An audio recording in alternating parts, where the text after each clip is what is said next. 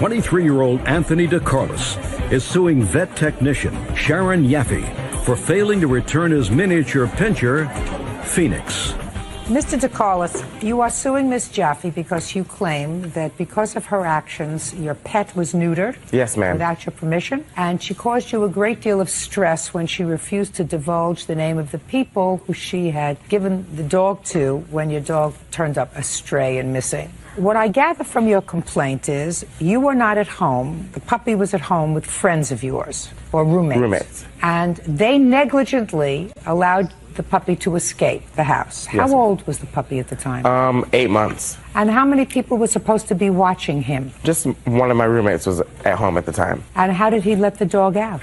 He was going to India for a trip, and he was putting up a mailbox. We have 2 doors, and my dog got out because he left the top door open and the bottom door, and he got out while he was doing that. So he was negligent? Yes. On what date did he run away from your house? On the 25th of June. And how long had you had the puppy at the time? I'd had him for probably like 4 months. Where did you get him from? A breeder. And how much did you pay for him? Like $300. Are you sure? Yes, ma'am. Sorry. Mr. DeCarlos? Sorry. Yes. Paid $300. Did you get papers for him? Yes, ma'am. I have I'd like papers. to see.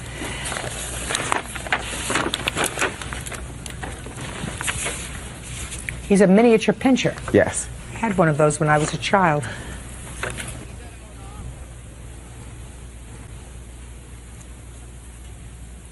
Okay, so June 25th, the puppy escapes. What did you do to find him? Well, when I found out, I was at the library when this happened. I came home and found that my dog was gone. And so I was like, oh my God, what happened? So I went, like, immediately put up flyers to find my dog around my block and everything like that. And my roommate did help me, you know, so he did feel bad, but I can't blame him, you know. So we Look, stop talking too fast. Oh.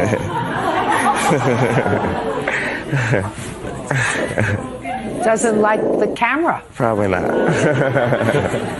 That's okay. Phoenix. Feisty little thing. Anyway, so you put up flyers. What else did you do? I would put up flyers. What else did you do? I called. Who did you call? Someone that found my dog responded to the flyers, and they contacted me and let me know where they had taken my dog to. Okay, so you yourself did not call the animal rescue, animal control. Oh, I called. I visited numerous animal shelters around where I live, okay. And I called like the animal patrol, like where I live, because I would figure like he'd be around in my area, but that wasn't the case at all. So somebody saw the flyer with the dog's picture and called you? Yes, ma'am. On what date was that? I'm not sure of the day exactly. Well, it becomes important in this scenario. Okay. It was probably like 2 to 3 weeks later, after the 25th. 3 weeks later? Yes. So we're now mid-July? Yes. Okay. And the person who called you, just for the purpose of this, said that your dog was injured? Right. They had told me that he had been clipped by a car, and he was fine. Like, he was, by the time they took him to the animal hospital, like, he was walking and he was fine. And they told me that they had admitted him and they gave him to a nurse, and she took him home. And then they gave me the number of the place, so I called, and she definitely agreed. She said I took him home and I cared for him or whatever. And then she gave him to Sharon Yaffe. Okay. Sad. He's really not happy. Why don't you take him out, okay? No, sorry. Got a heart of a lion, that little guy.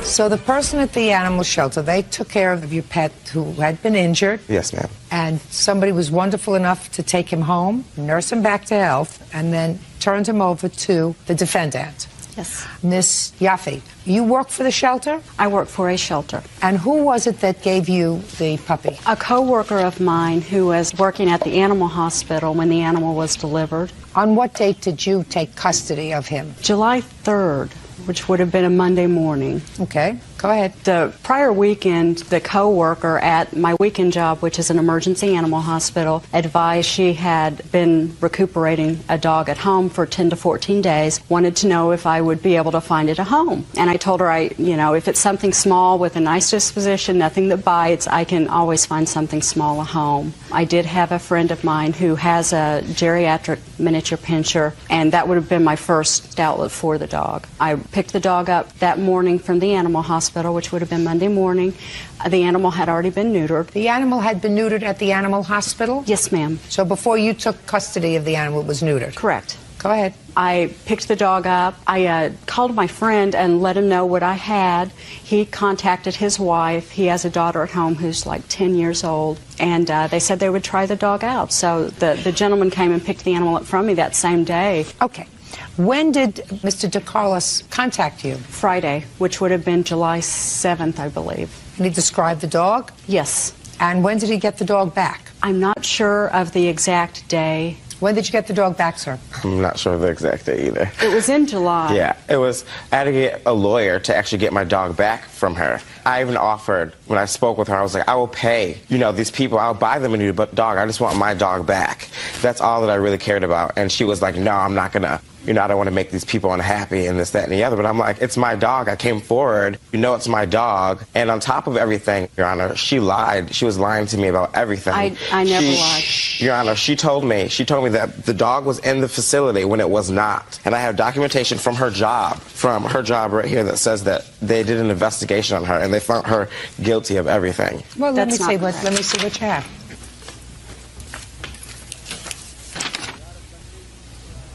Ms. Yaffe, you did not make the dog available to the plaintiff when he called you. You want to tell me why? The animal had been in the home already. 4 days. 4 days. 4 days. I was really apprehensive about contacting the people and letting them know that an owner had come forward for the animal. They've got a 10-year-old daughter. I knew the dog was in a good home, a good, responsible home. Okay. You made a misjudgment. In hindsight, yes. You made a misjudgment. Okay. I see Mr. DeCarlo said what it says is that they conducted an investigation to determine whether or not Ms. Yaffe's actions were within departmental guidelines of the animal control. And it says that the actions of the employees were not within our best policy nor our best practice of the police department and animal control facility. And your complaint has been sustained. Okay. So you should have gotten your dog back. Yes. So? I did get my dog back. Well, the reason why I'm suing is because my dog was neutered. That's not her problem. That's your roommate's problem. That's not her problem. Nobody did anything to intentionally inflict injury on your puppy. Nobody. What happens is when an animal, I assume that something must have happened to the puppy's tags and or chip, which you should have had on the puppy so that the puppy could have been easily identifiable. Yes, ma'am. And that wasn't there. Am I right, Mr. DeCarlos? Yes, ma'am, you're right. It had a chip inserted in the puppy, which everybody recommends now. Yes. Or you had a collar with your telephone number and way to contact you, we wouldn't be here today. So that's your fault. It's not her fault that your dog was neutered. She didn't neuter the dog. Right, but she knew it was taking place, like she knew about it. So what?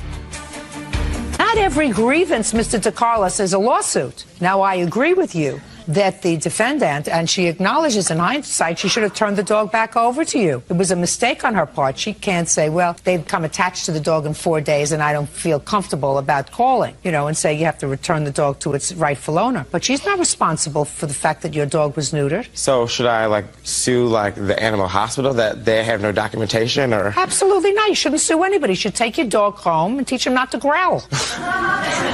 You got your dog back in one piece, and the fact that he's neutered, what difference does it make? Well, I was planning on breeding him. Plan something else. Your own negligence in failing to have proper identification on the dog caused the dog to go into a shelter without any known information. That's your negligence, so go sue yourself. Your case against the defendant is dismissed. Goodbye. Donnie Gatewood claims his daughter, Crystal Gatewood, and her boyfriend, Christopher Mayer, owe for loans.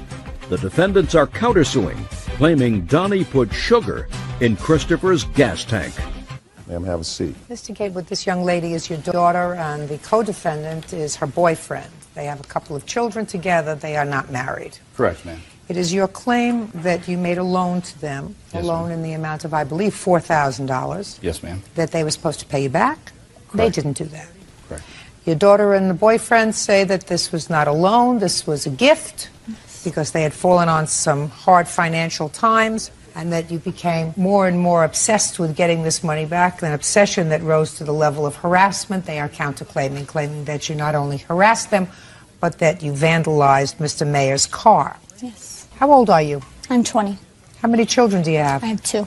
How old are they? They are 2 and 6 months. Is Mr. Mayer the father of both of those Yes. children? Yes. What do you do for a living? I was a forklift driver. Well, how long ago were you a forklift driver? A few weeks ago, And how long were you a forklift driver? for about 6 months. Before that, what did you do? Forklift driver at another job. Why do you keep changing jobs? Because Mr. Gatewood keeps calling on my jobs. Yes, ma'am. So it's somebody else's fault. It's not your fault that you lose these jobs. Right. How much did you make at your job? I was making $8.50 $8.50 hour. That's not a lot of money. No, ma'am. Can't support yourself and 2 children on $8.50 an hour. So what do you do for a living? I stay at home with the children. Well, you can't afford to do that. Well, right before this job, he had a job that paid $12.90 an hour. $12.90 an hour, a virtual windfall. You think you can support a family on $12.90 an hour gross? I think that's a pretty good amount. And when did you lose that job? November. And you went right to work for somebody else? Yes. When did they call and ask you for money? About the first part of February of this year, your ma'am. Now, if you were working in February, what did you need money for? Look, don't go like that. I don't know. If he's working as a forklift operator at a job that he can support a wife and 2 children, girlfriend, excuse me, why did you call your father for money? Pretty much he continued to lose every job right around 3 weeks. And each time the boss of the job would call and say, I'm sorry, we have to let you go, but there's a complaint that we got from a person calling in. And A boss doesn't fire him if he's doing a good job because some stranger calls that he doesn't know and says he's not doing a good job. That doesn't make sense, Miss Gatewood. Okay, so you called your father and said that you needed money. we actually called him and said, could we stay with you for a while until we got something saved up? So, Miss Gatewood, so you called the person who you thought was responsible for your husband, I keep saying that, I must be old-fashioned, for your boyfriend losing his jobs, job after job after job. So what you did was call him and say, could we come and stay with you? I asked for me and the kids to come and stay. I'm trying to get where you're coming from. You call the person who you believe is responsible for all your bad luck and say, can we come and stay with you? And what did your father say?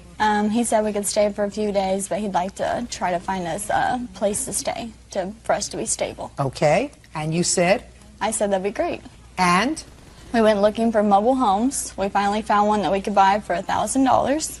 So he told us that he would get us a loan to help build my credit. Great. So you went to the bank? Yes. And what happened to the bank?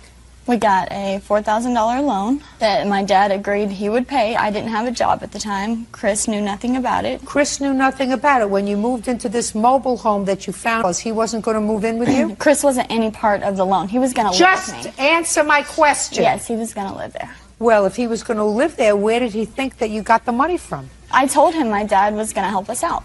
That's what we were told. It was going to be a gift. Is that right, sir? No, ma'am. All right, Mr. Gatewood, you want to tell me your version of what happened with your daughter and this money? Yes, ma'am. At approximately first part of February of this year, my daughter called me crying, saying that she was being evicted from her apartment. Said they had no money for gas, no money for food. It was snowing. They wanted to know if they could come with me. I said, you and the girls can. That young man can't hold a job. He's not welcome. I got off the phone. About 20 minutes later, I called my daughter back. She's upset. I said, I tell you what, I'm going to help you. It's going to be a loan. You got a tax return coming. You can pay me back part of it this year and part of it next year. At that time, that loan will establish your credit. It will also gain you new residency, which it did. We got a trailer for her, 14 by 70, 1974 trailer. Got her a washer and dryer. Got her a couch. Got her a refrigerator. And when you say you got her, did she go with you shopping? Yes.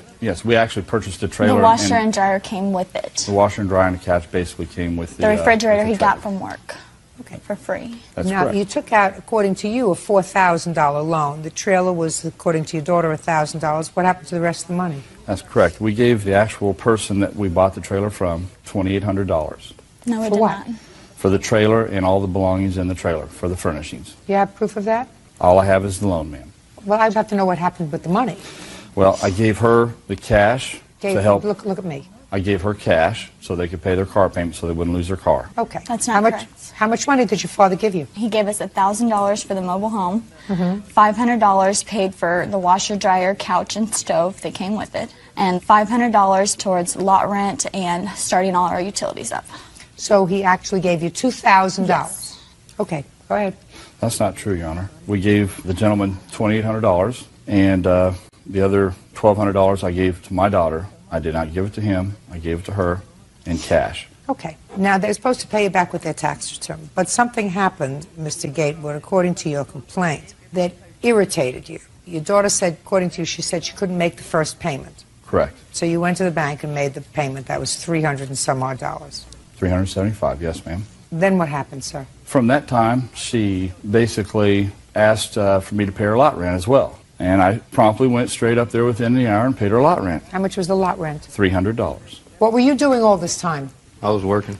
Why wasn't your rent being paid? Actually, he went up there himself and paid it off. And then But why gave wasn't her your a rent? phone call. Listen to me. He would not have known to pay the lot rent unless somebody told him that the lot rent hadn't been paid. Well, our deal I'm was... not asking you. Why hadn't you paid the lot rent? Because I haven't had my first check yet. So your lot rent was not paid. Your food was not paid. If you didn't have any money, so you were using the money, is that right, Mr. Maher, that he gave you? I never had money. Well, you were eating, weren't you? You weren't on life support. She has food stamps that she gets food from and everything. Why would she have food stamps? Because She's we on keep Medicaid. struggling. We're never getting Well, ahead. if you keep struggling, what'd you have another baby for? You think that that was going to make it easier? Okay. Did you get your tax return back? Yes. How much did you get? I think altogether about $4,500. And it didn't dawn on you to pay your father back for this loan? No, we were never told to pay him back. Well, you're here now. And he must have said something before you arrived here today. We were told it was a complete gift. You were told that by your father? Yes. So between February and March, when he came to the house and told you that he wanted some money, because that's what you say in your answer, you think he had a psychotic breakdown? My dad I mean, you goes- think he had a psychotic breakdown? I think he goes through different moments where one day he wants to be our friend and the next day he doesn't. That's not be your friend, and one day he doesn't want to be his friend until he grows up and accepts responsibility for making 2 children and holding down a job regularly. What I'm asking you is if your father comes and says, look, I took out a loan. I need you to pay me back part of it now and part of it next year, and you just got $4,500, why you wouldn't do that? Why you wouldn't do that? It's your money. You're the one who works. She doesn't work. She gets food stamps. Every time they went to do something with whatever they were doing with the money or whatever, he came over and got her. And they left and did whatever they did. I stayed at home with the kids those times. Never knew anything, never signed Well, anything. Mr. Mayor, I don't believe that you never knew anything. I believe that he came and got Well, her. I and knew you where wanted they to were know- going, yeah. You knew what they were going. You knew what they were going for, right? Yes. It's just that Mr. Gatewood didn't want to deal with you. He doesn't approve of the fact that you made 2 children. You have his daughter living from hand to mouth. She's not helping herself, but certainly you're not stepping up to the plate and assuming the responsibility of a head of household. So he doesn't want to have anything to do with you until you grow up. I could understand that. So he takes his daughter. That doesn't mean you're a defendant, because I don't think that you made your arrangement with him. I think you made your arrangement with her. I made it with both of them, ma'am, and he knows that. No. Even you tell me that you didn't make the arrangement with him. You went to the bank with her. Not initially on the phone, ma'am, but when I went over to their trailer or to their apartment before I went to the bank, I told them that that's what was going to happen. I was going to go Just to the bank. because you told them that that was going to happen, sir, does not a contract make. Yes, ma'am. I understand that. That's a parent saying, this is what you're going to do. Sure. And unless you have somebody said, fine, offer, acceptance, then you don't have a contract. Yes, ma'am. So I think your agreement was with your daughter. And I don't believe her when she says it was an absolute gift. Otherwise, you wouldn't have come over to the house to try to get payment. He came over to the house because we quit talking to him. We just wanted nothing to do with him. He started... Well, why would you have nothing to do with him before he took out a loan for you as, according to you, a gift for $4,000? Because according they- to you. Why would you want to all of a sudden have nothing to do with him? Because they all of a sudden wanted nothing to do with us. They didn't have us come over. My mom never came to see my daughters, nothing. You're talking about 2 weeks? You're talking about from February to March. Yeah, my mom would come over at least like twice a week and see them, and she just quit coming over, quit caring. Oh, you're just a victim. You're a terrible victim. What do you think? You think both your mother and your father had psychiatric problems during those 2 weeks? No, Well, what do you think happened? I don't know. I think they got money greedy and Money, they got money greedy. yes. I think we deserve that money because as many jobs as my dad has cost Chris. Miss Gatewood, if you believe the fact that your father caused Chris to lose his job, you better have a head adjustment. He may have convinced you of that, but the truth of the matter is, that's a lot of baloney. A lot of baloney. Do you think I'm a smart lady? Yes. They don't keep me around here because I'm 5'6" and gorgeous. They keep me around here because I'm very, very smart. And I have a history with people.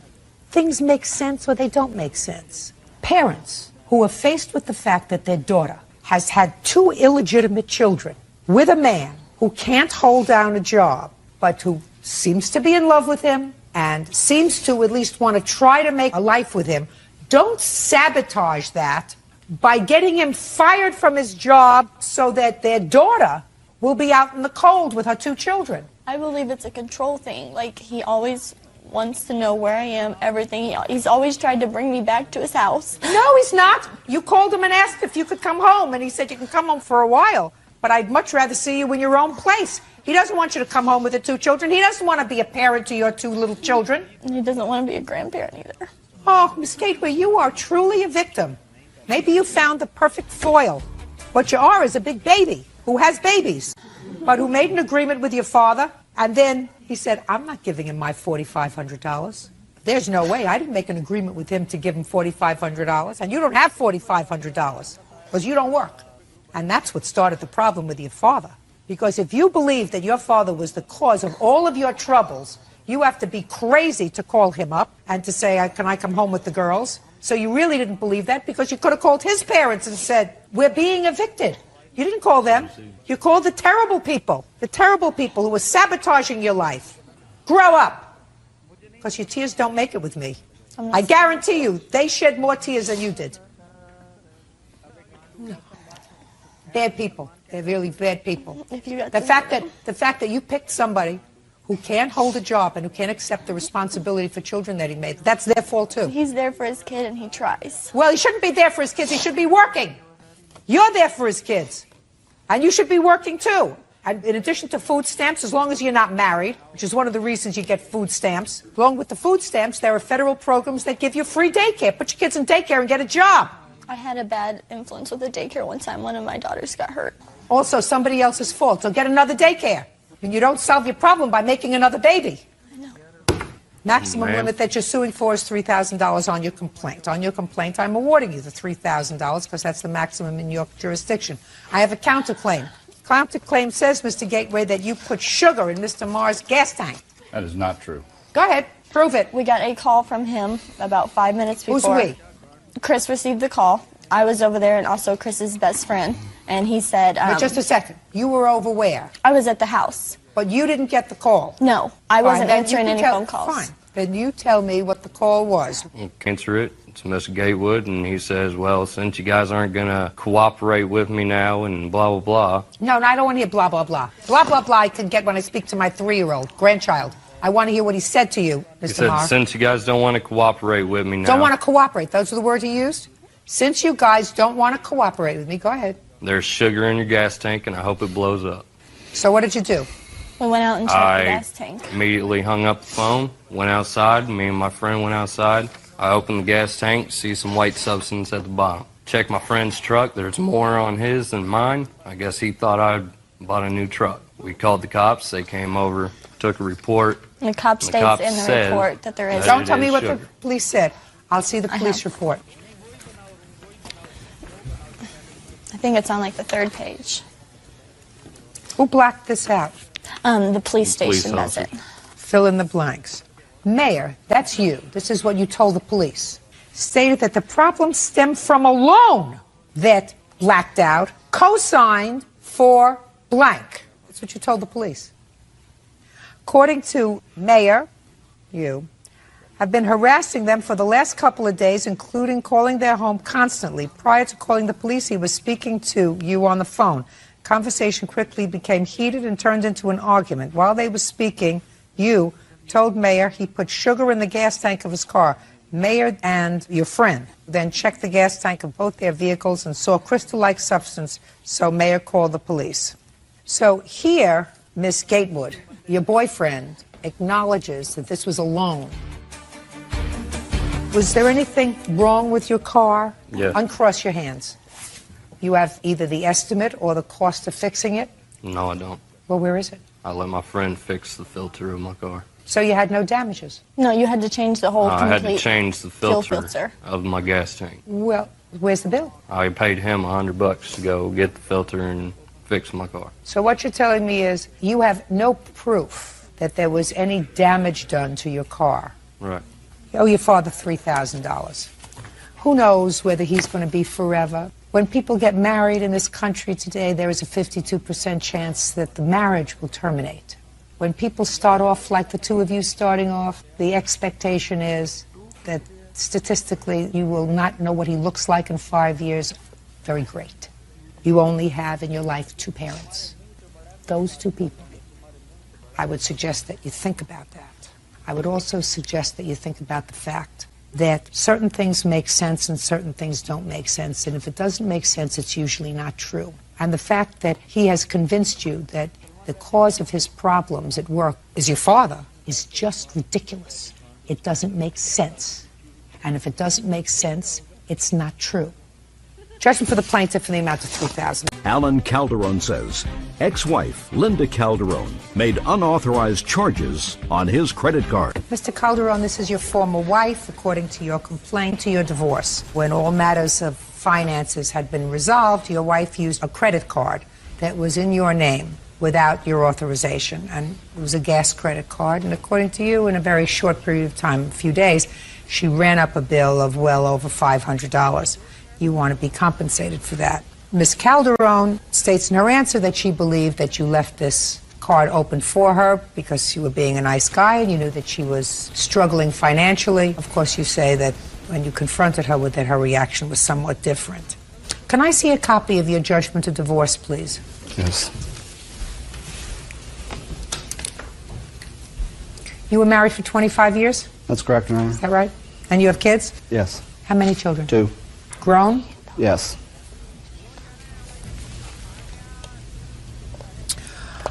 It is clear from the judgment of divorce that any and all liabilities incurred after December 14th of 2004 belong to each of you separately.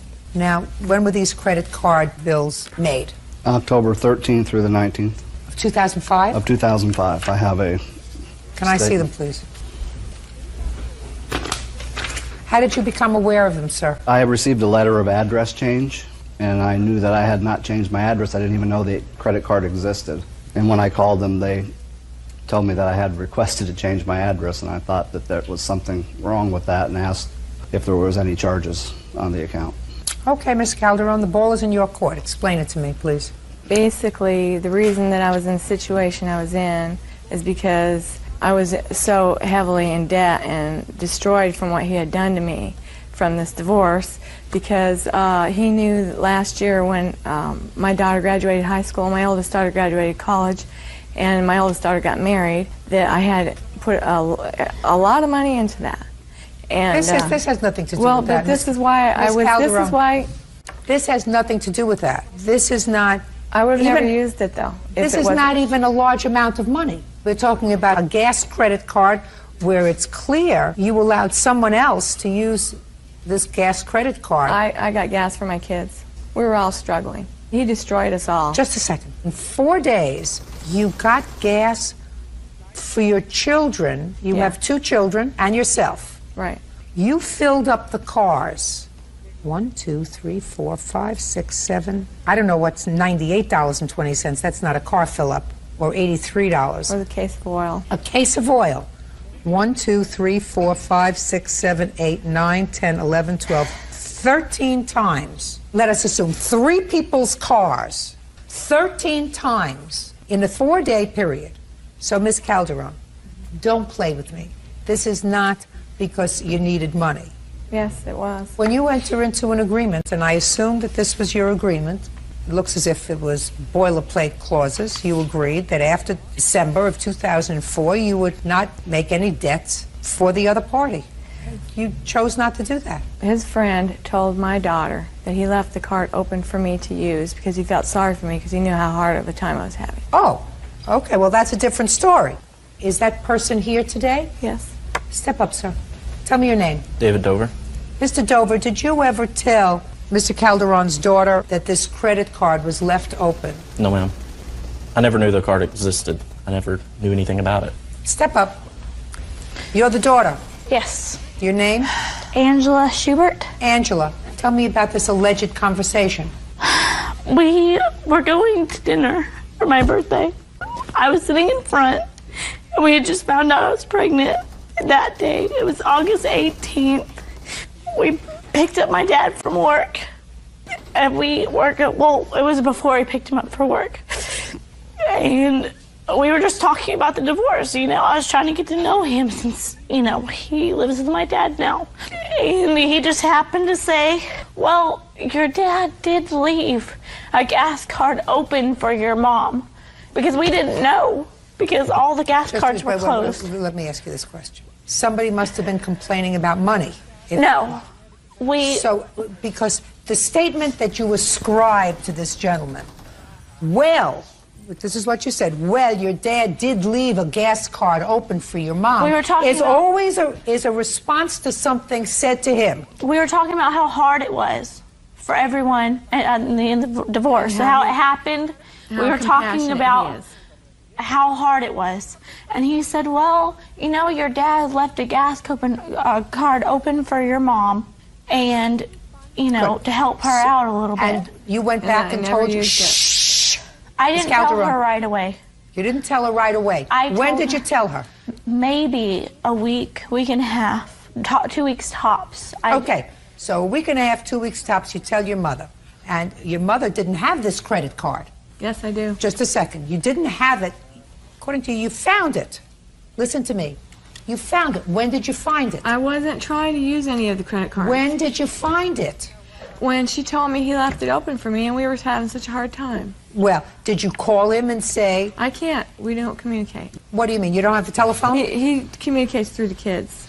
Before I would extend his credit based upon hearsay, I would have picked up a telephone or sent him a note. Is it true that I can use this credit card?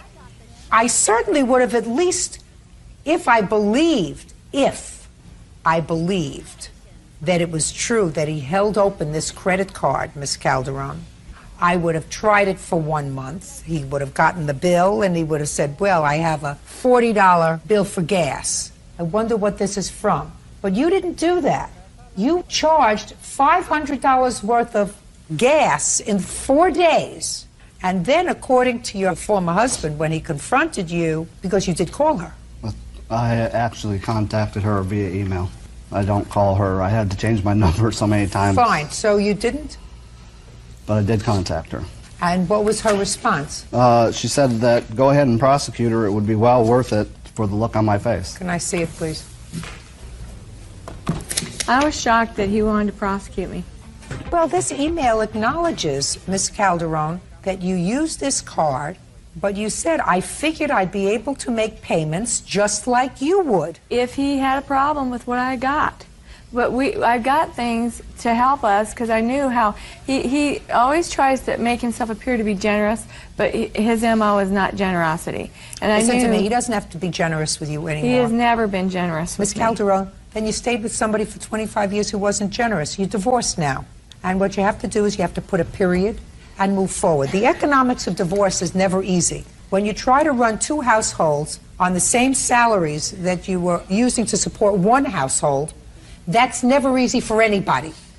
But what you cannot do is, you cannot say, I have a contract, and I'm not satisfied with the terms of the contract, so I can, because of necessity, because I was married to him for 25 years, because we have children together, they have needs, whatever, I'm going to extend his credit. You can't do that. I still am in shock that he's done what he's done to us. Listen to me. And You're shocked. I never thought he was that cold-blooded, and I still can't believe it. The retaliation was not to use a credit card. I didn't do it in retaliation. Well, then you got to pay it. Judgment for the plaintiff in the amount of $507. That's all. Parties are excused. You may step out. John Sanderlin says ex-girlfriend Christina Taylor owes for the return of child support and attorney fees. John claims Christina lied about the paternity of her child. Mr. Sanderlin, Miss Taylor has a child. You and Miss Taylor were together for a period of time before the child was born. But it appears now at the time that you met, she was already pregnant by someone else, and the child is not yours. According to you, you didn't know that at the time. Yes, ma'am. And when the child was born, you put your name on the child's birth certificate and obligated yourself to take care of a boy or a girl? Girl. Girl. Very shortly after the child was born, you and Miss Taylor separated, and she went back to the child's father. I assume this gentleman here. According to you, time passed, and you were hauled into court for child support. You had to hire a lawyer. You were already in arrears. They took money out of your salary. Couldn't get that garnishment lifted without a lawyer. So you want Miss Taylor to pay you back for all of your expenses. Yes, ma'am. In addition, even after the order was lifted, 2 additional checks were taken out of your pay. Miss Taylor received them and cashed them. You want those 2 back. Let's deal with those 2 first. Miss Taylor, when did you get the last 2 checks? Beginning of October. For how much? $136 apiece. Why didn't you send them back to Mr. Sanderlin? There's not an answer. Sorry. I just needed the money, so I cashed it. I felt he signed the birth certificate. You know, it was his obligation, I guess. Is what you say to me actually the way your mind works? No. I just want to know. Is what you just said to me the response that you knew he wasn't the father of your child? You knew that there was no order anymore. You knew that you were living with the father of your child. And yet you got 2 checks that you knew were sent to you in error. And you needed the money, so you cashed the checks and spent them. I want to know if that's the way your mind works. That's how I was thinking. Then you have enough children. I know that. Good. Don't make any more. Because, God forbid, you make more, they'll have your mind. And we have enough people just with you that have your mind. That's dishonest. It is. So we're going to take care of this payment right off the bat. Mr. Sanderlin, I'm not finished with you yet because I don't think that you resorted to reasonable self-help. Now, how much money did you pay in total for this child that turned out not to be yours? I don't have an exact figure. Well, who's supposed to have a figure? Bird? No. Me? You're supposed to have a figure. I would say anywhere between the lines of $1,000 and $3,000. Well, that's ridiculous, Mr. Sanderline. That's why you got yourself into all this trouble. Where did you think you were coming today? You're coming to court in order for a court to make a financial award to you to pay you back the money that you've paid for child support. So the least you could do is sit down and figure out how much you paid. Not somewhere between $1,000 and $3,000. Well, whatever it takes to take care of a child from the time of birth up to 3 months. How many children do you have? I have none, ma'am. Sounds perfect to me so far. Money came out of your check. You had a garnishment on your salary. That's what you told me. $272 between 2 deductions. Is that the total amount that was taken out of your pay? Yes, ma'am. Well, then what are you suing for $3,000 for? For lawyer fees, it would have took a matter of 2 or 3 days in court to have everything cleared up if she had showed up to court. Just a second. How much was your lawyer? The first lawyer cost me, I have paperwork on this. This is the ledger from the lawyer stating everything that I paid. That was the first lawyer. When was the first time you went into court with the lawyer? I believe it was in April. So what was this bill in 2004 for? The bill in 2004? Yeah. I hired another lawyer to finish up the case because that lawyer there wanted another $1,000 to go back to court. Sir, how many times have you been involved in court proceedings, not involving this child? Maybe once or twice. I want to see a bill for the lawyer. On this case, Mr. Sanderline. On this case, not your other problems. On this case. This is it right here? I don't believe it. It has right at the top, Sanderlin versus Taylor. 2002. It goes all the way down to 2004. 2002 is when you said you went to court. Let me see any communication from your lawyer, a letter, with regard to this case. Your Honor, may I speak? No. Now, Ms. Taylor, when Mr. Sanderline went into court, allegedly in 2002, did you go into court with him? Yes, I did. What did you say to the judge? I told him that he wasn't the father, and I didn't want child support. Were you receiving welfare? No. I don't think at the time. In the last 4 years, were you receiving welfare? Yes, I went down and applied for insurance. Were you receiving welfare? Yes. Can I say something? When they asked who the father was, they asked household members and who the father was. I never put down John. I always told them it was Daniel, and then I had a paternity test. I showed them the paternity test. I never said that it was John. You didn't tell him that he was not the father when you met him, right? Right. And when he put his name on the birth certificate when the child was born in the hospital, you said, oh, she looks like you, or she looks like me, or she looks like your mother, or she looks like me. You didn't tell him that he wasn't the father, did you? No. That was dishonest, because what you say in your answer was very dishonest. You say he should have done the math, right? Right. I'm dying to hear what you have to say. May I approach? Well, first off, me and Christina have been together since 2 months after when this baby was born. I don't care. Mr. St. Laurent had nothing to do with her life or whatsoever. Do you see my mouth moving? I see her, yes, ma'am. What do you have to contribute to this case? The only thing I gotta say is Christina had nothing to do with the court proceedings. She told the judge she got the paternity test stating John Sandalwood was not the father. We proved to the court he wasn't, and that should have been that. Listen now, any me. attorney's fees that he may have paid... I'm speaking. Now, listen to me very carefully. Are you married? No, ma'am. Your girlfriend was dishonest because when she wasn't with you, she was looking for somebody else to nail for this child. If she wasn't, she would have told him right away that he wasn't the father of this child, and I guarantee you he wouldn't have put his name on the birth certificate. She was looking for somebody to pick up the slack because I don't know where you were, but you weren't together. That's number one. Number two, since you are now together, assume that you don't keep secrets from each other. No. That when she received these 2 checks in the amount of $136 that she told you about him? Yeah. Yeah? That's the only part I feel just like answer. we've done wrong. Just answer. Yes, ma'am. And you told her it was wrong. Yes, ma'am. And she did it anyway. Yes, we both did it, not just her alone. We were in hard financial times at the time, and I disagreed at first, but in the end, we both did it together. It wasn't her decision. I'm glad. Now I see. Do you have any children other than this one child? Yes, a child, son, Zach. Yeah. A son as well, yes. You got enough children, too. Sit down. Oh. It all started with a lie, Miss Taylor. Your lie. That's why he had all this trouble. Because if you had told him right from the get-go, listen, I love you, I want to be with you, but this child isn't yours. If you can open your heart up to a child that isn't yours, that's fine. Then he would have had a choice. He would have been able to say, listen, not my child, but I love you. I want to be able to be a family. If I choose to put my name on the birth certificate and accept that responsibility, that's my choice. You lied in 2002. You lied in 2001. You lied in 2005 when you took his check that you shouldn't have. Well, that says a great deal about your character. Judgment for the plaintiff in the amount of $3,000. That's all. Parties are excused. Daniel Seabolt says ex-girlfriend Amanda Deaton lied to him, claiming he was the father of her baby. He is suing for unpaid rent and the return of his PlayStation and computer. Mr. Seabolt, you and the defendant had a relationship, according to what I read in your complaint. The defendant became pregnant. According to you, you leased an apartment in your name. Your Honor. You moved in together. She had her baby. You didn't get along. Correct. You subsequently ascertained that this baby was not yours. You took a paternity test. Right, Your Honor. And you separated. We actually separated before the paternity test. So you separated, and then you took the paternity test. Yes, Your Honor. And you told her when you moved out that you wanted her to move out too, because Right, Your Honor. you didn't want to be responsible for the rent anymore. She did not. She stayed in the apartment for several months. Is that right? Yeah, about 2 months. You want her to pay that 2 months' rent. Yes, Your Honor. And in addition, you claim that you left some property at the house. You want that property. I would like that back, yes.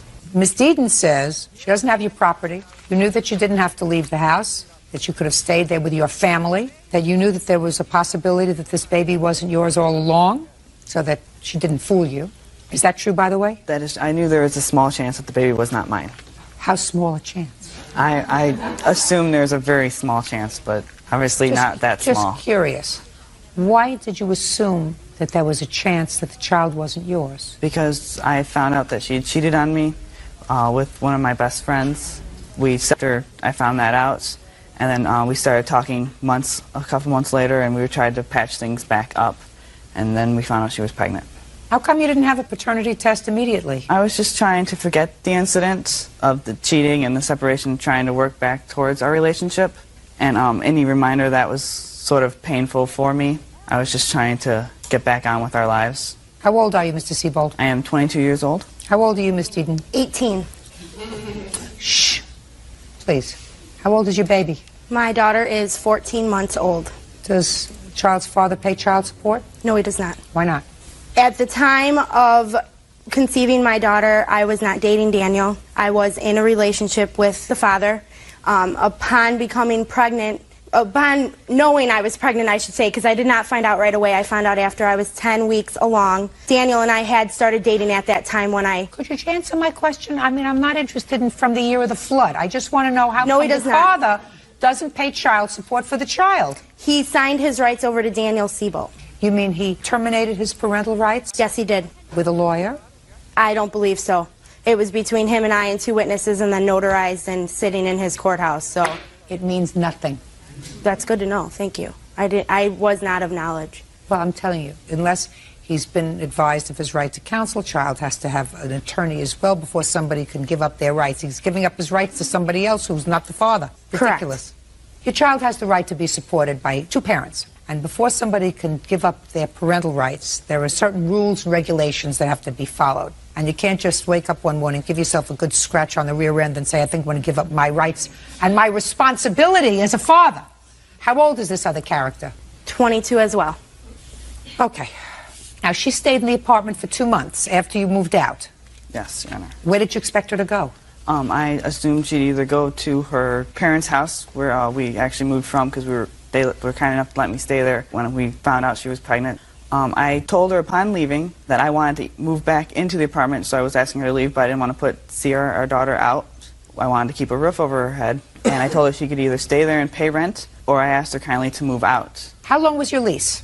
The lease was a year lease. And how many months did you actually live there? I lived there from July to December, so that's 7 months. Did you move back into the apartment? No, I did not, Your Honor. Well, are they suing you for the entire remainder of the lease? I'm not quite sure exactly what they're suing me on. Well, why don't you let me take a look, since I don't think you understand legal documents very well. I do not have a copy of how much. I spoke with the representative, Stacy, and she told me... I'm not interested in what Stacy told you, sir. That's hearsay. Sorry, Your Honor. Mr. Siebold, you're 22 years old. What do you do for a living, sir? I work at Walgreens. I'm a photo specialist. How high of an education did you have? I graduated high school. One of the things you have to have when you come to court is evidence. Right, yeah. If you're dealing with a managing company, the managing company will tell you and will be more than happy to memorialize in a writing how much money they are claiming you owe them. Unfortunately, I couldn't get a hold of the person to send me the facts. So what do you want me to do, Mr. Siebold? What do you want me to do? I obviously don't expect you to go and do my research for me. You're absolutely right.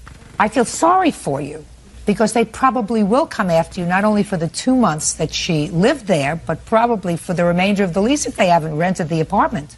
You can't come to court and expect me to get your proof for you. You understand? Yeah, I understand, Your Honor. Good. What property did you leave there, Mr. Siebold? I left my laptop computer. Where is his computer? That's exactly why I brought my mother. The computer is not in my possession. Upon Daniel leaving, he took just a duffel bag with some clothes. He did come back to the apartment at one time where an altercation occurred between him and I. About what? He came to the apartment with his girlfriend. Oh, that's not... Why did you do that? She was my ride. I didn't want to go alone. Nobody else could drive you there except a new girlfriend? Unfortunately, yes. I had moved... Tacky. Tacky. Right? Yeah, not That's the pretty best choice. I discovered later on, yeah. Tacky. Okay.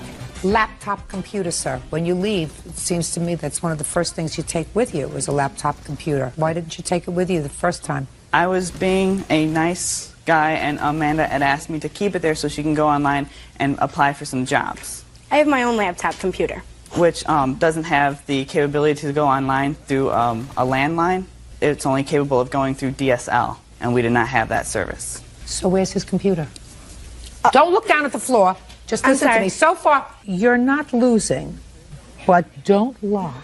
Oh, I'm not going to lie. My parents are in possession of the PlayStation and the computer. Oh, fine, so that they can return it to him. The reason that they have it is there's a large amount of money that Daniel owes my parents. Just a second.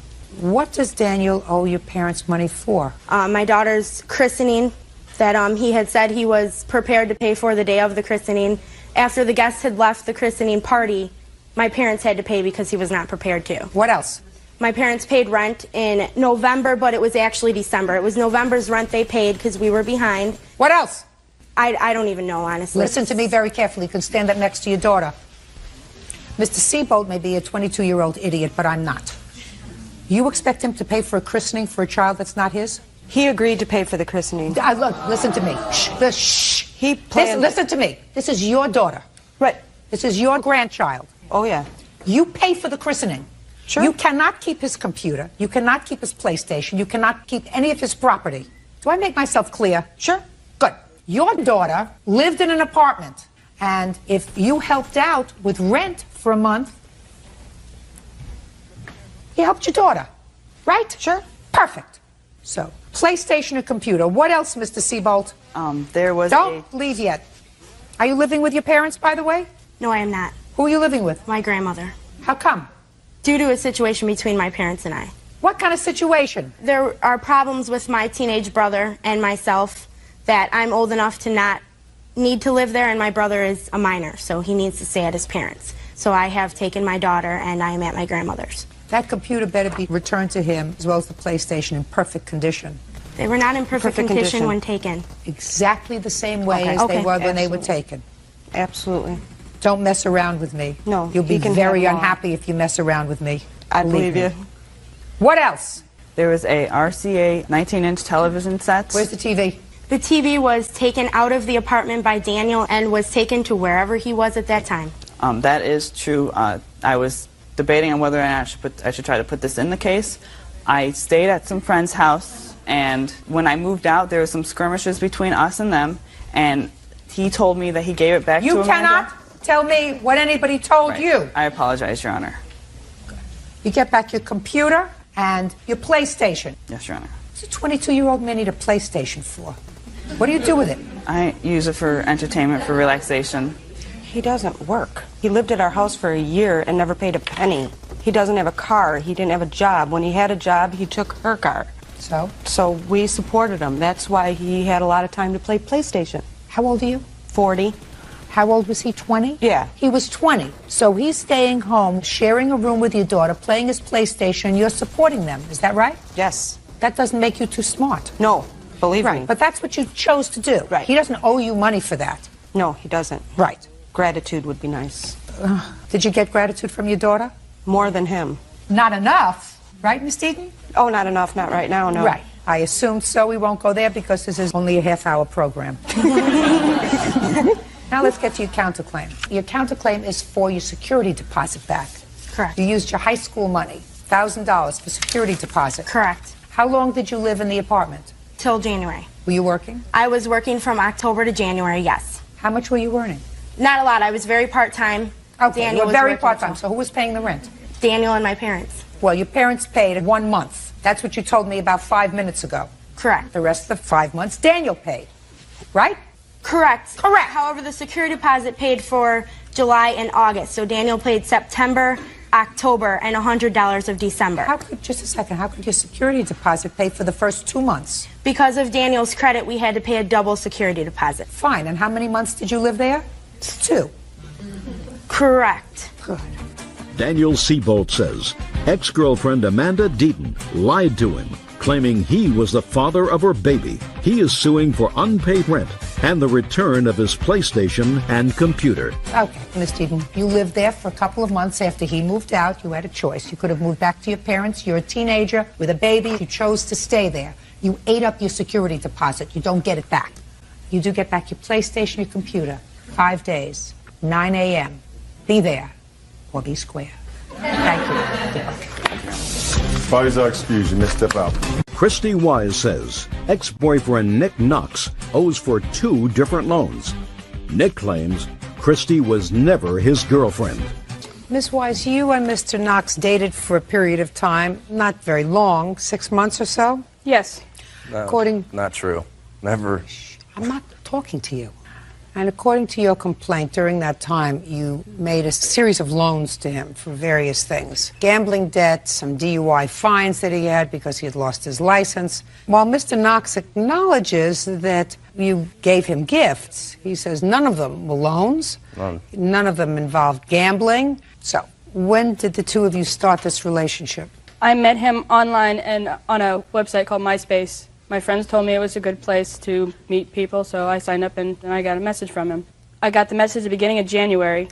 January of 2005? Yes. When did you give him this first chunk of money? July. So between January of 2005 and July, there were no loans? Correct. Did you see him? Were you dating? We were not dating at that point. We only dated for like a month. What month? Month of June to July. So between January when you met and June, did you communicate on the internet or not at all? We talked on the phone.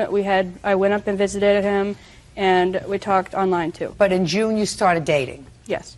And the first money that you gave him was in July? Correct. That should have been a clue. What was the money for? It was for, he went out and gambled when he was out drinking, and he gambled $1,000 and only had $500. All right. He called me and he told me about it. I want you to tell me exactly what he said to you when he called you. He told me that he had went gambling and he bet $1,000 on a card game, and he only had $500, and the guy was going to come over the next day and physically harm him if he didn't have the money. And he didn't have the money the next day. He called me and told him that the guy had came over and physically harmed him, and then I went up the day after and gave him the $400.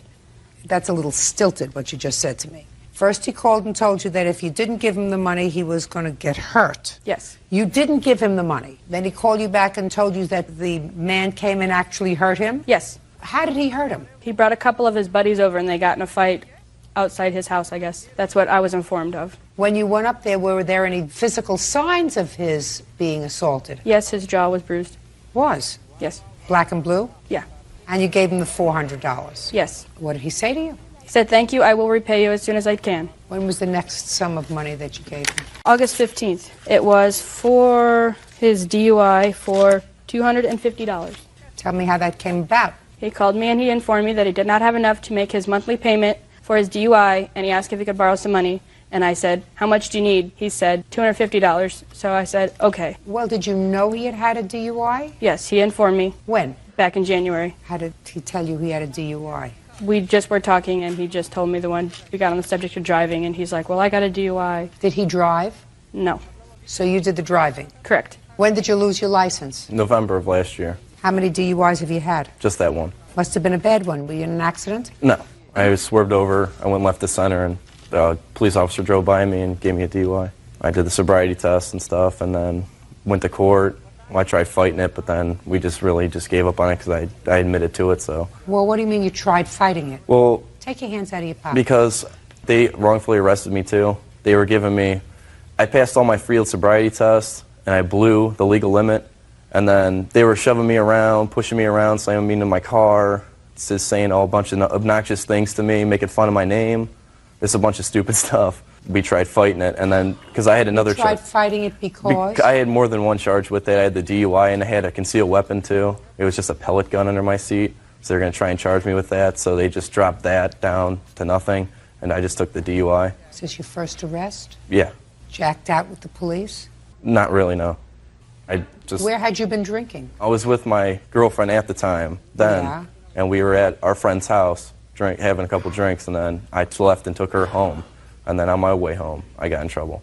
And what kind of fine did you have to pay? $1,500. And how much time did you have to pay it? 2 months. I got sentenced in May of '05. I had 2 months to pay it. Did you call her and ask her for $250? No, she gave it to me. So she gave you the $250? I told her all about, we were talking on the phone. We never dated, first of all. Second of all, we were talking on the phone. I told her about my situation. Tell me what you told her about your situation. I just told her I got a DUI, and she's like, well... Just a sec, she already knew that. She knew that from January. I'm asking you about the money that you were short. Oh, I told her because she's like, well, you want to go out? I'm like, well, I have no money. I might have to save up for my fines. I'd save up for my fines and stuff. And then she's like, well, I can help you out. I want to get you back on your feet, you know. So instead of her driving all the time, I'd be able to get my license back and pay my reinstatement fee. So she told me she would help me out. She never told me I had to pay her back. She never said anything about that. Let's say, Mr. Knox, that she didn't say you had to pay her back. Don't you think you had to pay her back? I was going to. Don't you think that's the right thing to do? I was going to do that. Yes, I was. Right. That's what I was going to do. That's what I like to hear. I don't like to hear bums standing in front of me. I like to hear people who act responsible. Because, quite frankly, Mr. Knox, I could understand it if you said to me, you know, I met Miss Wise and I was involved with her and I cared deeply about her and we were involved in a relationship and I was short a little bit of money and she said, you know, honey, don't stress. I can advance it to you. I don't want you to worry about it. But according to you, you weren't involved with her. You never even dated. Yes, we were. You never even... We did not date. You never even dated. You never went out with her. So taking $250 from her, that would make you a bum. Go stand on a corner with a cup. Now I want you to tell me about the $400 for the gambling. There was no gambling thingy. That is not true. That is just the most untrue thing I've ever heard in my entire life, actually. There was no, I got a gambling debt. I mean, I'm not a small guy. I'm not just going to have some guy come to my own house and beat me up in my own house. That's not true at all. I had no bruises on my face, nothing. I owe nobody money. The money she did give me, that was towards my DUI. And how much was that? That was $200. Pretty sure it was $200. No. We're talking about two different amounts of money. Oh. Mr. Knox, we're talking about two different amounts of money. One was $250 for your fines, but you had additional amounts of money that you owed. Mm-hmm. How much was the second amount of money that you owed? About $400. All right. And what did you owe the $400 for? My reinstatement fee on my license. My fines were already paid off by Just then. a second. We're going to get there. On your best day, you are not as smart as I am on my worst day. Do you understand that? That's true. So while it's very possible that you took the $400 and paid your fines with it that you got from her, right? Maybe the story was, if you don't help me out, I'm going to get hurt. Now, since, Mr. Knox, you say that you were not involved in a relationship with her, and since you chose to take money from her rather than standing on the street corner with a cup, or in the alternative, getting a second job if you needed money. I didn't... Now listen to me. If you need extra money, what you do is you work for it. You don't ask other people who may be more smitten with you than you are with them to when you know you have no feeling for them just because you're a bum. Now, the only thing I'm doing to him now is hurting him a little bit, right? Right. Hopefully will make you feel a little bit better. It certainly makes me feel better. Because I don't like people who take advantage of other people. It's not nice. Well, then, if you know it, why don't you pay her back? I planned on doing that until other things started happening. Like what? I had to get my cell phone number changed, my instant message name changed because I work 12-hour shifts at nights. So she would call me every single night, at least a dozen times a night. I have phone bill records to prove it, that she would call me at least a dozen times a night. What would she say when she called you? She'd call, I wouldn't answer because I'm at work, so I can't answer my phone. So she'd just keep calling and calling. Did you ever call her back? No, because she'd call private numbers. Well, then let me ask you this question, Mr. I couldn't Knox. call her back. Mr. Knox, let me ask you this question, sir. You knew how to communicate with her via the internet. And if what you wanted to do was to sever all ties with her, because according to you, she was becoming obsessive. You didn't know that because you didn't speak to her, so you don't know whether she was calling you 100 times because she said, you know, you owe me money. And if you don't want to have anything to do with me, fine, but at least give me the money you owe me. Sometimes when she would call, I'd answer my phone. She'd say nothing about money. She'd just be like, oh, hey, what do you want to go out? That's all she'd say. And what did you say to her?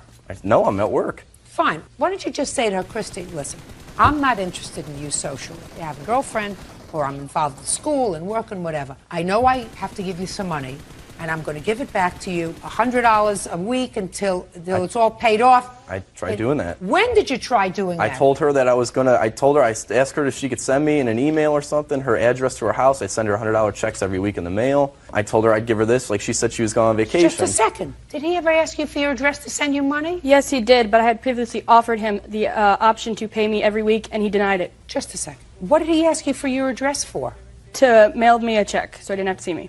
So why didn't you give it to him? Because I asked him to do it. No, listen to me. So if he said to you, give me your address so I can send you a check, why didn't you give it to him? Because he didn't want to do it when I wanted to, and I had already filed a claims court when he called me. It was before claims Listen, court. Miss Wise, don't throw the baloney at me.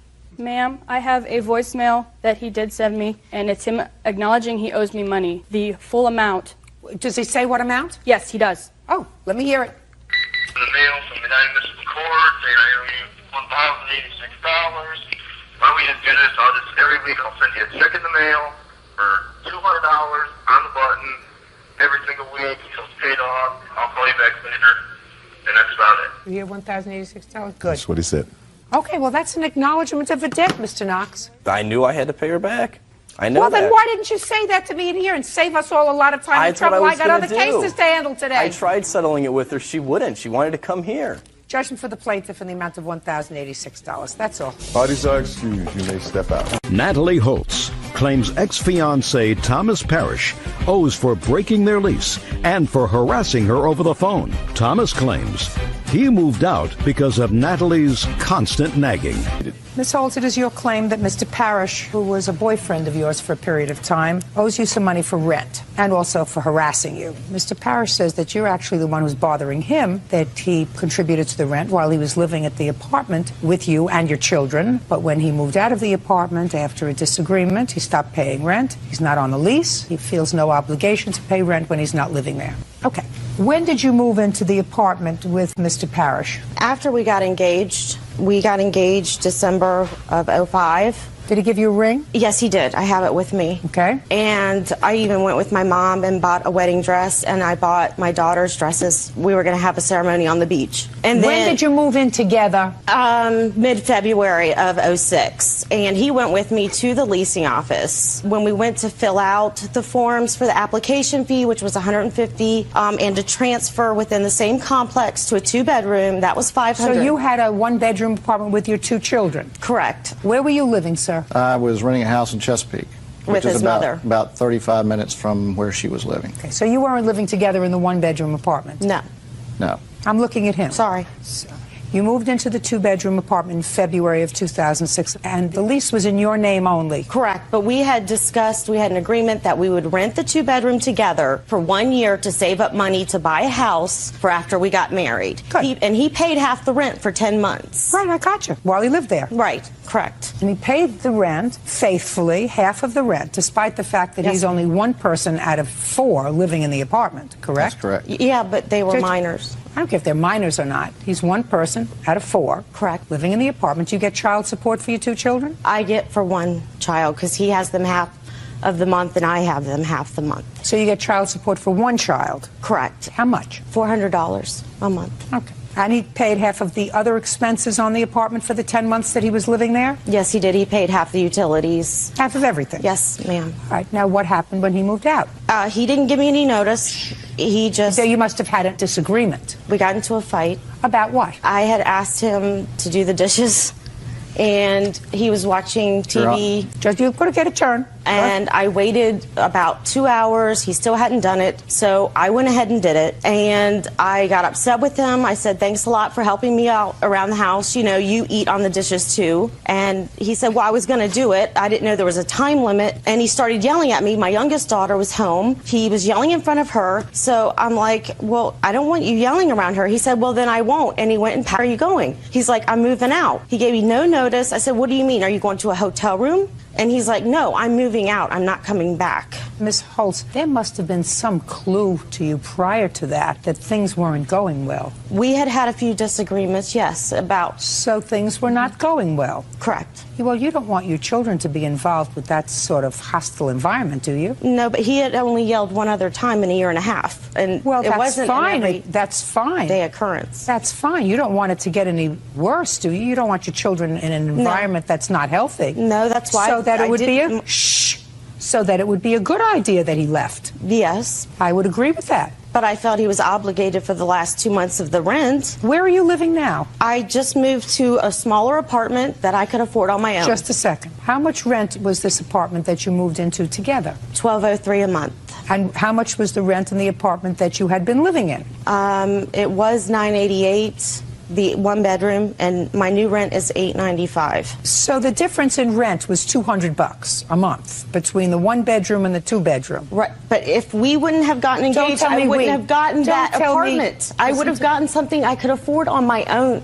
Listen Your to Honor. Me. I look at objective things. Objectively, you were paying $1,000 on one, and this is $1,200. And I knew I couldn't afford it if I didn't have a roommate, or if we hadn't gotten engaged. I would have gotten a smaller apartment on my own.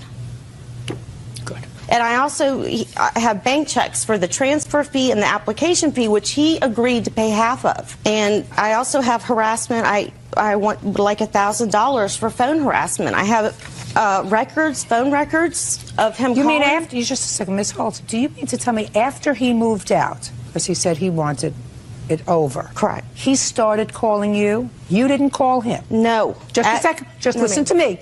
You just listen to me. You didn't call him? No, Your Honor. He called you? Yes, and I have tape recording of it. Calling me terrible names. You never called me. Just a second. Mr. Parrish. Yes, ma'am.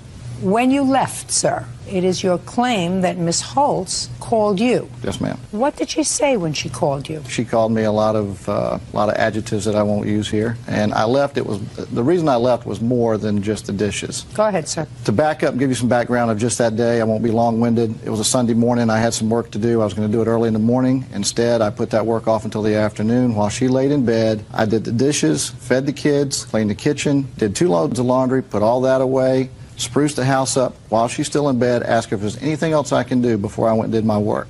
No, everything's fine. I went away and worked it took me about 3.5, 4 hours. I came back. What kind of work did you do? I'm a small contractor. Go ahead. It took about 3.5, 4 hours. I came back. The NFL football playoffs were on. I watched the second half of the first game. The next game was the Dallas game, which I'm a huge fan. She knows that. I sat down to watch that. In the meantime, she had gone in the kitchen and started going off about everything. I had left a Walmart receipt on the counter from where I bought some groceries the day before, which I bought my share and then some of the groceries for all 4 of us. She started griping about the receipt on the table. You know, why'd you leave this receipt here? You want money from me? I said, did I ever ask you for money? Is this why you left the receipt? She on and on and on. This goes on for over an hour. It's not true, Your Honor. Shh, don't interrupt him. After the conclusion of that, she goes and stands in front of the television, or not directly in front of it, right beside it, hand on her hip, and says, you've watched one football game, now I expect you're going to sit here and watch another one? And I looked at her and I said, yeah, I'm going to watch another one. You know, I'm a Dallas fan. I'm going to watch the game. And she said something, and that was it. That was the straw that broke the camel's back. I got up. I had some shirts and some clothes in the apartment. She goes, what are you doing? I said, I'm leaving. I've had enough. Your Honor, he never works on Sundays. He hates working on Sundays. He did not go to work Your that Honor, day. What difference does it make whether he Because went to he's work or lying. not? It's showing that he lies. I He's did go to lying. work. Miss Holtz, if something doesn't make sense, it's usually not true. And what doesn't make sense to me is I listened to him only for a couple of minutes, and I've made a judgment, because I'm usually good at making judgments, that he's not a nut. Thank you. I don't. You haven't heard this. Oh, I don't think he's a nut. I think maybe he was stretched to the limit, but I don't think he's a nut. And I think when he left, he probably would have left you alone. But you started bugging him because you were angry, just as you are angry right now. You are so angry right now, you can't even contain yourself. I'm just nervous, Your Honor. You're angry. You're still angry. I'm angry at what he called me, yes. He called me very vulgar and obscene things, and I don't deserve that. I'm going to ask you again to answer my question and answer it honestly. After he left that day, who called who first? He called me. First? Yes, and he what, called me 27 times. Just a second. So what did he say, Miss Holtz, when he called you after he left? He said that I only think about myself, that I'm a self-centered, and I can't repeat what he called me. And yes, I did call him once. I asked him for my key back. Just a second. My question was, who called who first? He called me first. I have the phone records. You have a phone record that shows all your outgoing calls? Yes, I do, but his Great. is first. Great. Let me take a look at what you have. Put a mark next to where you called him. I'll put a star where I called him. All the other check marks are him calling me. Just go back to the beginning. The beginning is where he left on the 6th.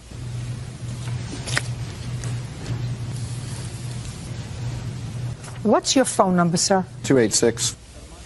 At your mother's house? That's my cell phone. That's the only. At your cell phone? That's the only phone I use. Yes, ma'am. Well, on the 6th, madam, 286 is outgoing. It says incoming. Outgoing, outgoing, outgoing. Then you have a couple of incoming. But on the 6th, I want you to point to where I've checked this off, please, and let her look at it. All the highlighted ones. Okay. I'm not talking highlighted. Look at where I made the check marks. That was in the afternoon. He was still home. Or he was still, he hadn't moved out yet. That was in the afternoon. Why would she call me? The next day. It's the next day when he started harassing me. Listen to me. What? Okay, give it back to me. Incoming. These are all incoming. Miss Holtz, you don't want me to think you're a nut, do you? No, ma'am. On the 6th, according to you. That night. I'm speaking. You called him at a time when you said he wasn't out working, because you said he doesn't work on Sundays. So clearly, you called him at that cell phone number, 216, 252, and 252. Yes, he went to the grocery store. So what'd you call him 3 times for? He called me, and I called him back on several occasions. So he went to the grocery store for whom? For all of us. We all had to eat. So he was out on family business? Yes, before we got in a fight, yes, ma'am, he was. After I finished working. Just a second. Okay. Then the next phone call on the 7th of January was a phone call from you to him at 8:09 p.m. and he called you back at 8:29. You called him first. Then you called him at 9:10 p.m., 6:59 a.m., 7:30 a.m. He wouldn't return my call to get my key back, Your Honor. Please. And I have the text messages right here of all the incoming text messages. Okay, Miss Holtz, I'm day. going to listen to me, madam. You got to get over it. Get over it. It's okay to call somebody the B word and the C word? Get over it. Sticks and stones break your bones. Names will never hurt you. Did your mother ever teach you that? You have to get over it. It's finished. You may be angry. You may be angry that you devoted 10 months of your time to him. He may not have said nice things to you. I mean, you can tell. I've had 24 calls since the 9th on here. Listen to me. Listen to me.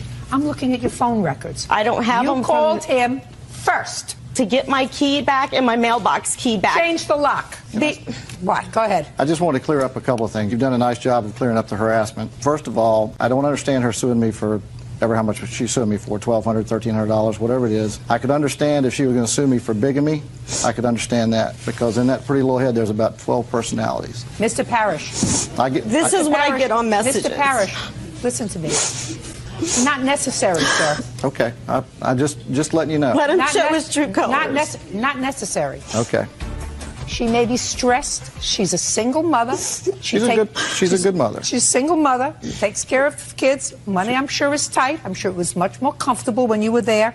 I understand. Much less stressful financially when you were there. You're not there anymore. A life she anticipated is over. But I don't think that you're responsible for any rent when you weren't living there. I think that you took care of more than your fair share of the bills when you lived there in a family that was really not yours. You left. The responsibility is hers. She was angry. And these phone records do not support harassment on your part, sir.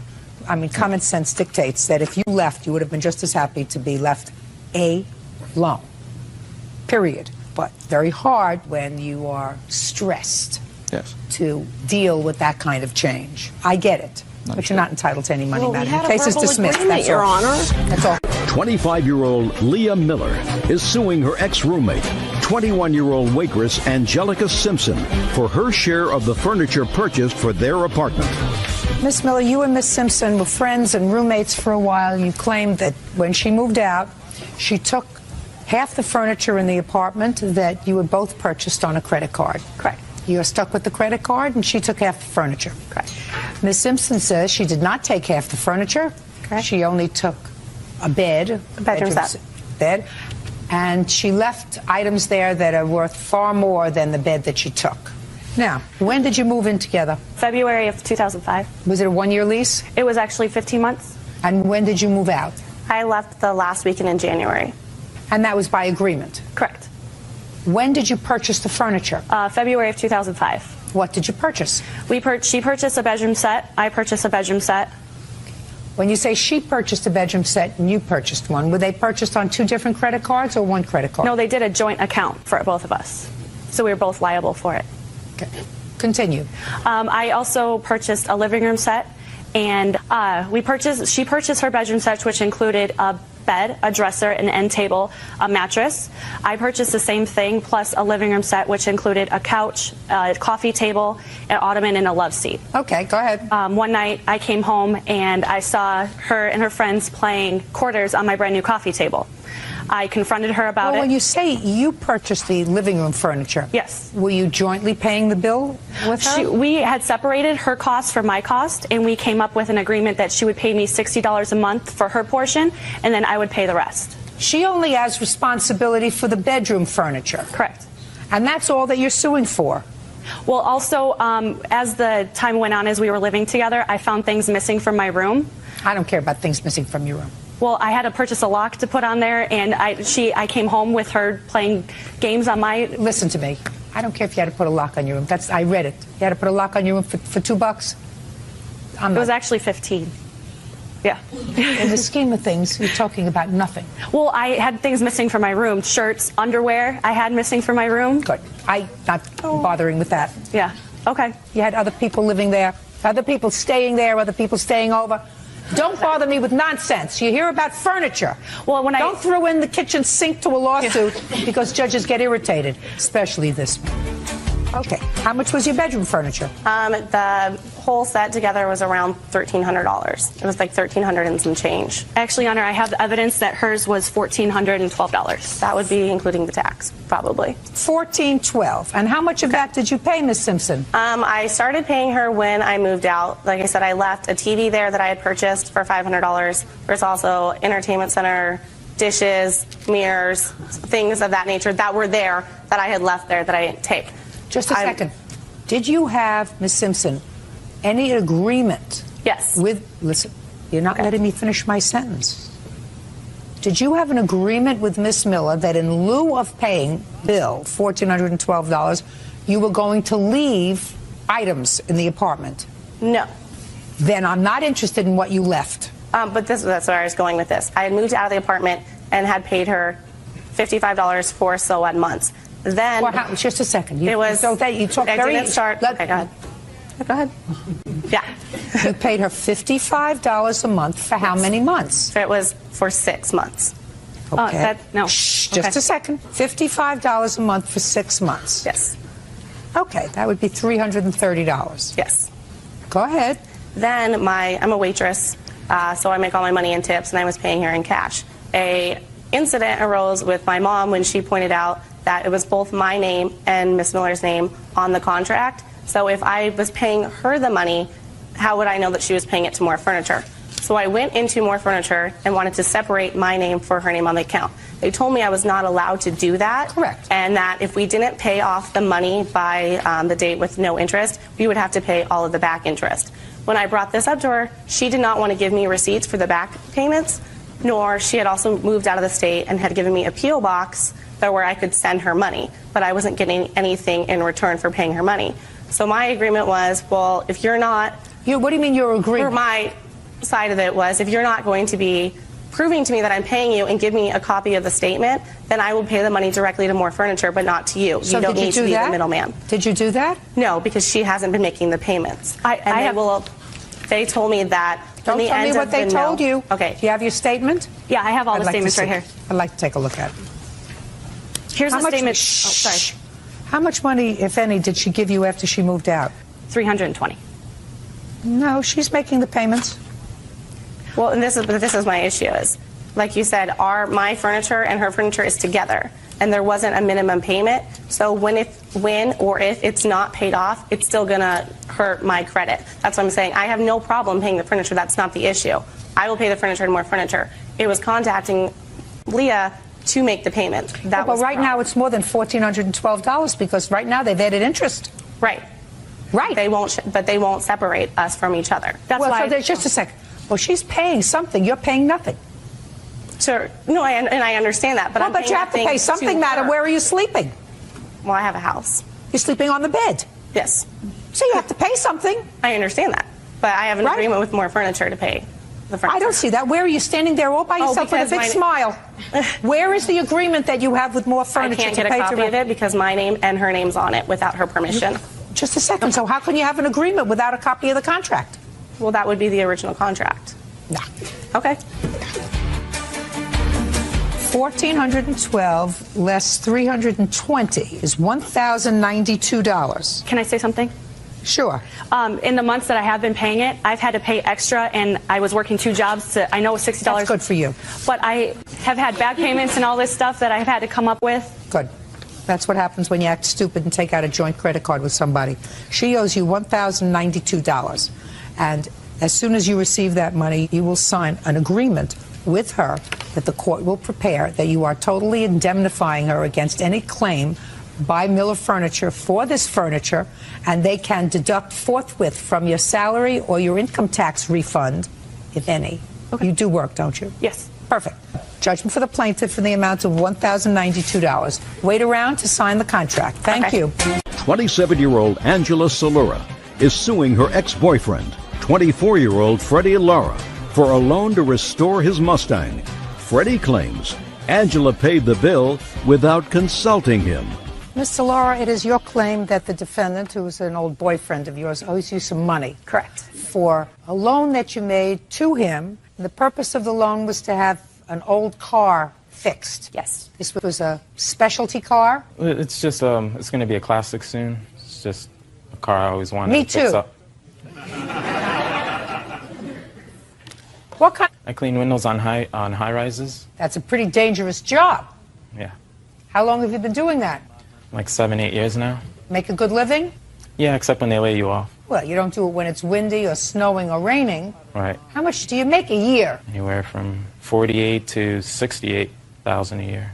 And how many people do you support? Just myself. What kind of car is this that you have? It's a 1986 Ford Mustang GT. And your age, sir? I'm 24 now. Got a lot of money in the bank? No, unfortunately. Do you own a home? No, I'm working on it. I'm renting an apartment for now. Well, you make a lot of money. What do you do with all your money? It's expensive to live in New York. You don't put any money away? No, I try.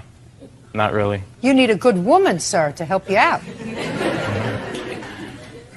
You also have a claim for harassment. It is your claim that he's been making harassing phone calls to you, and it's because you believe it's because you confronted his now girlfriend and told her that he was still involved with you. She did not know about the payments. She never knew. He began dating her a week after we broke up, and she just found out about our involvement beginning of January of this year. How did she find out? She found a text message in his phone. Is that right, sir? Yes, sir, because she was harassing. She was harassing for what? Yeah, she was mad about the breakup, so she She couldn't mad leave about me the alone. breakup, or did she ask you for money? She was harassing me about everything. Was money involved? Yes. These are not hard questions, sir.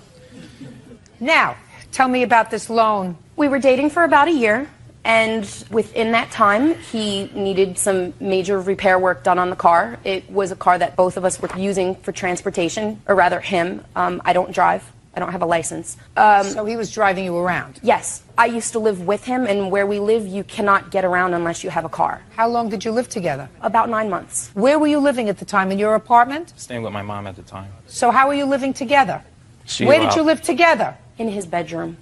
At his mother's house? In his mother's house. Just a second. In his mother's house. So neither one of you were paying any rent. I did I tried to give them money as much as I could. Don't tell me tried. I'm not interested in your trying. So you weren't paying any rent. And you weren't paying any rent. We were, when we could. Well, sir, if you make $50,000 a year, it seems to me you could help out with your own rent. What does your mother do for a living? She's a stay-at-home mom. Well, how does she support herself? Her boyfriend. And she had the two of you living there. Yes, correct. Tell me about the loan. He needed some major repair work done on the car. The car was not running, and he asked if he could use my credit card because I don't have any money except for my credit card, and he told me he would pay me back. So I lent him the credit card, and within that time, he was making payments to me weekly. To you or to the credit card? He was giving them to me, and I was paying the credit card because the credit card was in my name. How much was he giving you? Anywhere from $100 to $200 a week. Tell me when you actually put the bill on your credit card. What was the date? Between June and July, 7 transactions were put on the credit card in the amount of about $5,000. I'd like to see it. Sure. Who had physical possession of the credit card? I did. So how would this money be placed on the credit card? A few times I went with him to use the credit card, and there were a few times where I just gave him the card. And I never used the credit card, Your Honor, with the exception of maybe 1 or 2 times. It was all of the car repairs. Who has the car now? It's his car. He has it. When did you break up? August 26th of 2006. So shortly after the car was taken Yes. care of. Now, Mr. Lara, I read your answer. Your answer says that you had made an arrangement with the place that was fixing your car, that you were going to pay them out. Yes. And she took it upon herself to go in with a credit card and pay the bill. But that's not true, because there were 1, 2, 3, 4, 5, 6, 7 different times that the credit card was used. So you must have known about it. Yes, I did. And did you say, don't do it because I'm going to pay them Absolutely. out? I insisted that she didn't do it. Each time you said, don't do it because I'm going to pay them out. She said it's something we both need, so... I believe that. No, I believe that. Listen to me, Mr. Lara. I believe that she said to you, listen, I use the car. because she did use the car. So she said, we're both using the car, so I'm going to pay for it. Instead of paying them, pay me. And she says that you were giving her money, Mr. Lara. Yeah, I felt bad. I didn't want her to spend so much for Now, a gift. you felt bad when you were living together? Yes. Speak up! Yes. Scared to death of me or what? Are you always this low energy, sir? Yes. It's very hard to get excited with you, Mr. Lara. Mr. Lara, I want you to pay careful attention to all my words, sir. While you were living together, you felt badly about what she spent on the car, on your car, so you were giving her money. Yes. After you broke up, you stopped feeling badly, so you stopped giving her money. Is that what you're telling me? She kept on harassing. No, don't tell me her. I don't want to hear harassing. I want to hear, while you were living together and using the car together, listen, I want you to follow the logic of this. You were paying her while you were together and using the car together, right? Yes. After you broke up with her and started to see your new girlfriend and she wasn't using the car anymore with you, you didn't feel badly anymore, so you stopped giving her money. Well, I didn't want it to interfere with my relationship. She kept harassing me because things with her, who she was trying to get with, wasn't going well, so I think she's suing me because of the I don't breakup. give a rat's behind what you think. I asked you a very simple question, and you understand my question, because I don't think there's total vacancy between your ears, sir. While you were together and both using it, you paid her for laying out the money. When you were no longer together and she wasn't using the car, you stopped paying her. That's what you're telling me. That's objective, not what you thought, what you felt. That's what happened. Doesn't that sound stupid to you? No, because it was a gift. Mr. Lara, I know that you have this word gift in your mind, but what you did in paying her belies the fact that it was a gift, sir. You paid her for the credit card. Hundreds and hundreds of dollars, according to her, because she's only suing you for what she claims is the balance, which is $3,400. And the total was close to $5,000 to fix the car. So you paid her a lot of money to pay down the credit card. Do you understand, sir? Yes.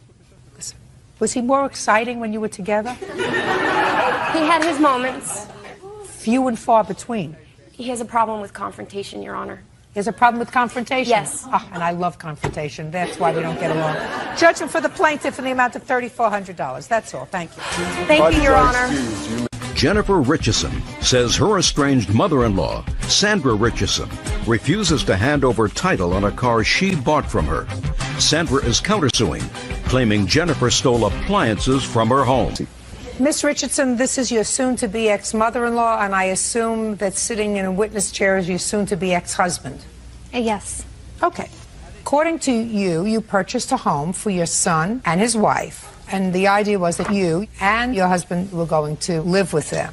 Unfortunately, your husband became ill and passed away. The house was originally bought for us. Yes, the house was originally with bought... our money.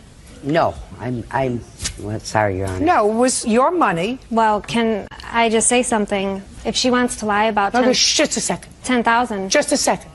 Who paid the mortgage on the house? I did.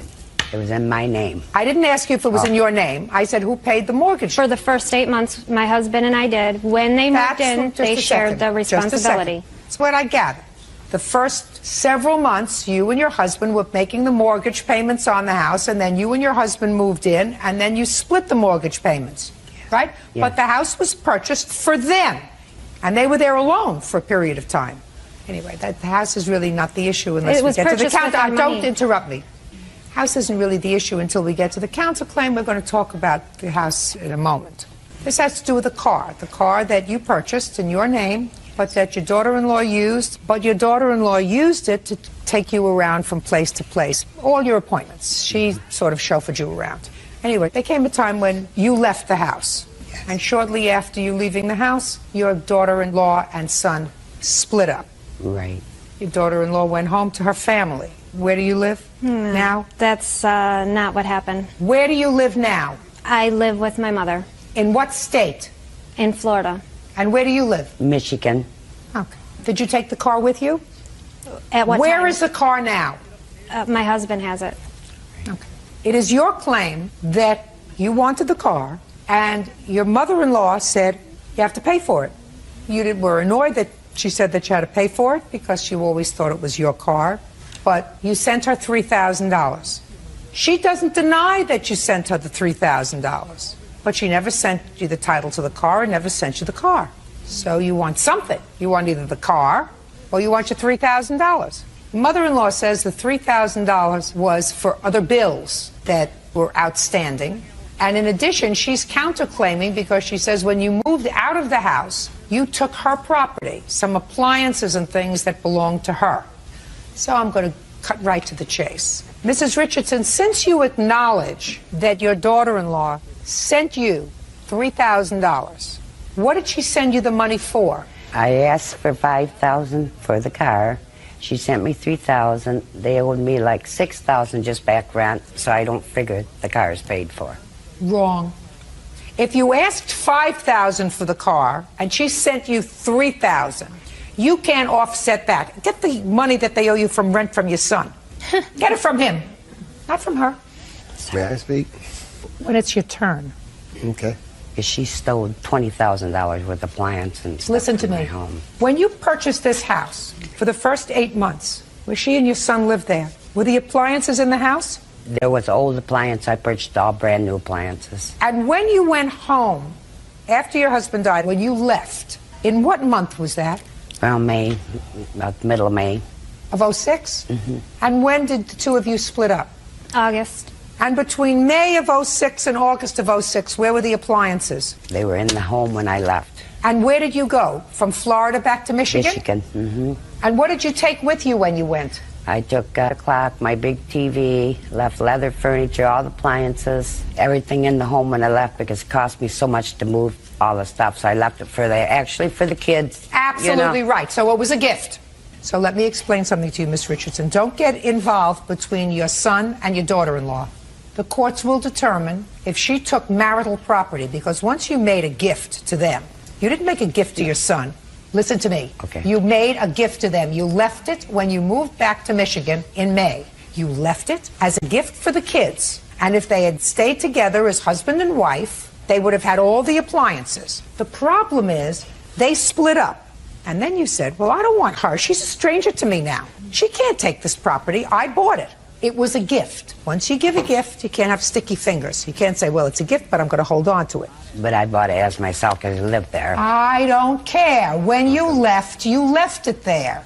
And you didn't abandon it along with the leather sofa. You took what you wanted. You took a grandfather clock. You took other things that were important to you. And you left the other things there for your children. Then, so it therefore became marital property. She had no reason to steal it, though. She didn't steal it. It was a gift. It wasn't really a gift. Well, it Miss was 'cause I Richardson, lived I'm there. trying to explain to you, madam, you're not getting what the law is. Okay. That's the law. And if your son, during the course of the divorce proceeding, says, well, she took this marital property and she had no right to take the marital property, a judge will decide that. But it's not yours. You can't sue for it. You gave it away. You gave it away to them. And as between the two of them, a court will determine whose property it was, whether she cleaned out the house or whether she didn't. But it's not yours anymore. You gave it away. Let's get to the car. When did you tell your daughter-in-law that you wanted $5,000 for the car? Before I left the home. So that was in May of 06. Mm-hmm. Is that what she told you in May of 06? She wanted $5,000? My husband and I discussed it, and I told him I don't feel I owe her anything for this car. I have been a personal slave to her, driven her anywhere she's asked me to go. Well, listen to me. Broken in Don't speak. Just because you think that doesn't make it the law. The car is titled in her name. You took her where she had to go. You also used it for yourself when you had to go to, I don't know, bowling, Pilates, hairdresser appointment, whatever. Right. You took the car yourself. So in exchange for that, you had a car. And what you did was you drove your mother-in-law around. When you weren't driving her around, you were using it yourself. So whether you thought that you were entitled to it or not, that's totally irrelevant. She said she wanted $5,000 for the car. You go back to Florida. When did you have a discussion with her and send her $3,000? My husband and I discussed it, and I said all I can get is $3,000. Where did you get the $3,000 from? Look at me. Don't look down there. My mother obtained a loan. When? It would be late May, and I made the deposit in June 20th. Before you and your husband separated? Yeah.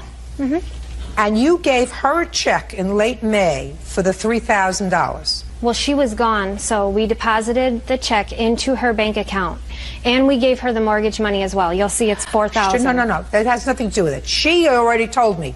She wanted $5,000. You sent her $3,000. She considered it for other bills. She can't do that. Where's the title to the car? The original title was destroyed. And here's what I paid for the can car. Be destroyed? Here, ma'am. Lost in the mail. What? She took my mail for 6 months. I spent $80,000 on that house. Who's living in it? It's empty. I can't even sell it. Just a second. Who's living in it? Nobody's living in it. Why isn't he living in it? He lives here in Michigan with me now. Oh, well. But I just lost it. Because if I'm down there, she makes my life miserable. Listen to me. $80,000. I'm not speaking to you. Okay. I'm not speaking to you. Sorry. If your mother's out some money, get a job and make sure she's whole. Miss Richardson, you cannot take her money. That money was for the car. That's what it was for. That was before they separated, so that you went back to Michigan, right, without the car. Right. And she got the money from her mother. This is her car. It is not your car. Don't get in between your son and his wife if they're in the process of divorcing. So this $80,000 that I spent, I know she got money, she kept my mail, she run my cell phone up to $1,000. Listen to me. Listen to me. You could sue her for certain things, but you can't keep this money.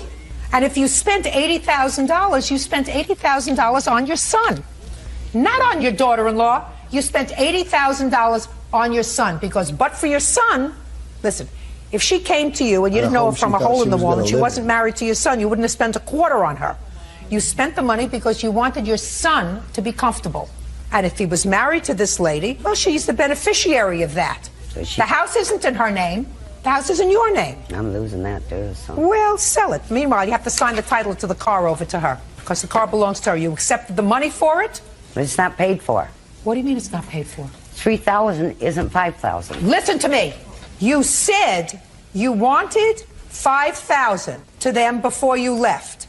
There was conversations that took place between the three of you. There's no question in my mind about that. There is also no question in my mind that you accepted the $3,000 in payment for the car because you took it and you spent it. It wasn't until 3 months later when they separated that you said, well, that money was for other things. No. So she doesn't go that way. This is her car. And don't put yourself in the middle of these two people. You spent money. It's unfortunate. The marriage didn't work out. The marriage didn't work out, and it's over. And there were certain things that she took appliances from the house. I'm sure that there were certain things that your son took. What did you take from the house, sir? Stand up next to your mother and just answer my questions. Now that you moved back to Michigan, what did you take with you or sell? Nothing. Because she emptied the house. No, listen to me. She didn't empty the house. Yeah. She took the appliances, according to your mother.